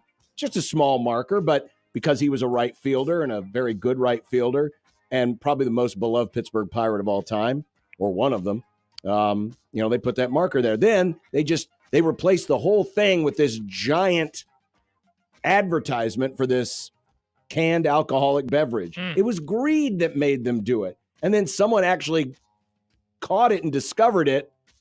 And Roberto Clemente Jr. saw the tweet from this account and said, wow, and then proceeded to write his letter about how disappointed he was because they were never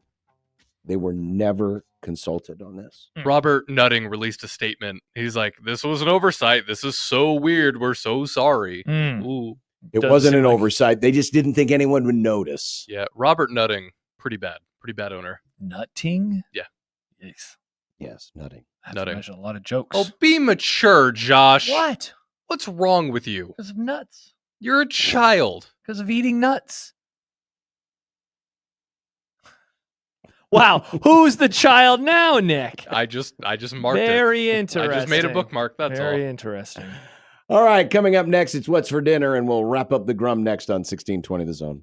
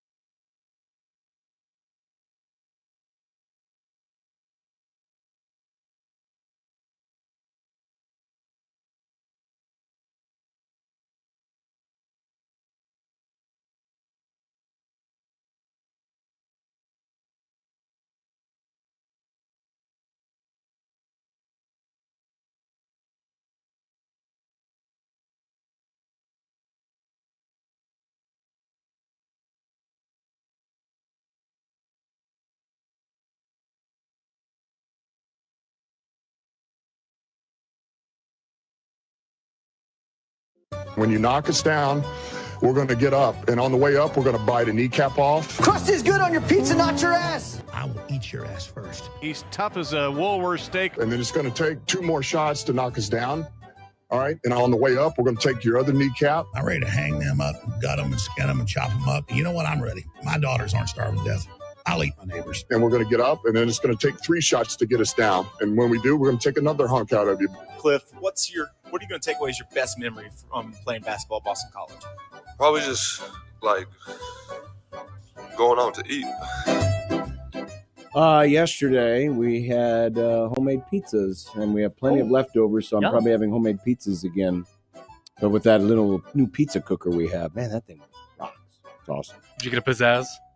I think that's what it is. I love pizzazz. It heats from the top and the bottom. It gets so really nice, hot. Nice little crisp. It gets on the really, yeah. That's good stuff. Pizza rolls. Great on that. Be careful if you, because Put your the hand in key there? is to put the like the corn, not the corn dust, what do they call it, the corn flour on there, just to so it slides doesn't off better. stick. But Yeah, if it you can get sticky. But as the wife found out yesterday, if you put the corn flour on there and then go off to do other things, and you're not ready to put the next pizza on, it could start a fire. Oh, because it gets really hot. Well, don't do that, John. Yeah. Tonight, gyros not gyros. with roasted gold potatoes. My Ooh. parents are coming over for dinner tonight. That sounds good. Yeah, I'm excited. Are they aware of your grill and some of the Well, things that I may mean, have my mom happened does on it? listen to the show, so probably. Oh, she knows about So the she- sex grill. So she's probably going to insist that, could you just microwave my food, please? Put the gyro meat inside the microwave. But Thank then, you. But then she'll find out that Josh's microwave was also a floor model, and You never know what's put in the floor model microwave. and there may have been some rats. Like, Oh, John, you stop it, you monster. We made pasta on Friday, so all weekend we've been having pasta leftovers. Yeah. But the pasta's gone now, so it's a mystery. I don't know yet.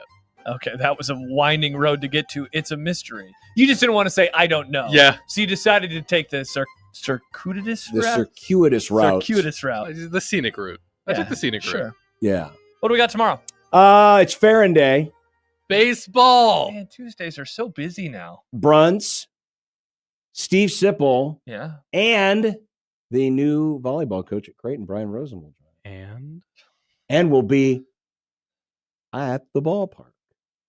Oh, rats! I forgot about that. You want to hang out here tomorrow? Damn it. You want to hang out here No, tomorrow? I mean, it's better when we're together. Also, a slice of college. Yeah, baseball. and hot take market. My God, our Tuesdays are so busy. What's wrong with busy? Just saying, like, we have like You two rather be seg- bored? No. You rather just sit here and like stare at each other for 15 minutes? No. You got nothing to talk about. You do have nice eyes, John. I could stare into them. I do like your hairline. You are weird. Good hair, John. We're complimenting you, John. It's okay to compliment your bros. Andy says, enjoy your Euros. Thank you, Andy. I imagine we will. Wow. Ballpark. Who are they playing tomorrow? North Dakota State. North Dakota State. That's an FCS football school. They Yeah, play but baseball? it's a Division I baseball school. Are they any and good? a Division I basketball school. They're in the league called the Summit League. You might know them from such I'm hits football pills. as the Omaha Mavericks won the Summit League basketball title See, this year. But up here, I'm all ready to football season. I'm all ready. They're an FCS school to So me. I don't want to hear you going, oh, goody, NBA playoffs. You don't care. You just want basketball to be dead. I love it on in the background during April and May and June. Well, you can have baseball in the background. Definitely not. No, thank you. All right, so all that and more. Well, and like two other things, because again, the show is very busy. Oh, you're so complainy. No, I'm not complaining. I'm just saying, like, let's make sure our two topics are good stuff, because that's all we really have tomorrow. Just talk about the crown. We could do a deep dive. Oh boy. No, we're not. I think we did a good job today. It didn't seem like people were that mad at us. Yeah. Well, that's because Connor took all the heat. Yeah, thank you, Happer. really Connor did and Josh stand in front of that ignoring grenade. it for 2.5 hours. That's wild. Thank you. Thank you for your service. I mean, I ignored it for a whole week. Yeah, they got a lot of emails into the Equitable Bank inbox during their show, and tweets on the JTech Construction Zone Twitter feed, And texts. and texts as well. All right. Well, that'll be coming up tomorrow. But coming up next, It's is the the National National Championship Championship pregame show. Yes, it's a With 2-hour Kevin pregame show Kugler. before the basketball game Nick with Buck. Kugler and Hummel and Cast of Carlissimo thousands. and Nicholas Allen Baugh, And Jason who you will hear a lot Horowitz. more of here in the next 2 hours.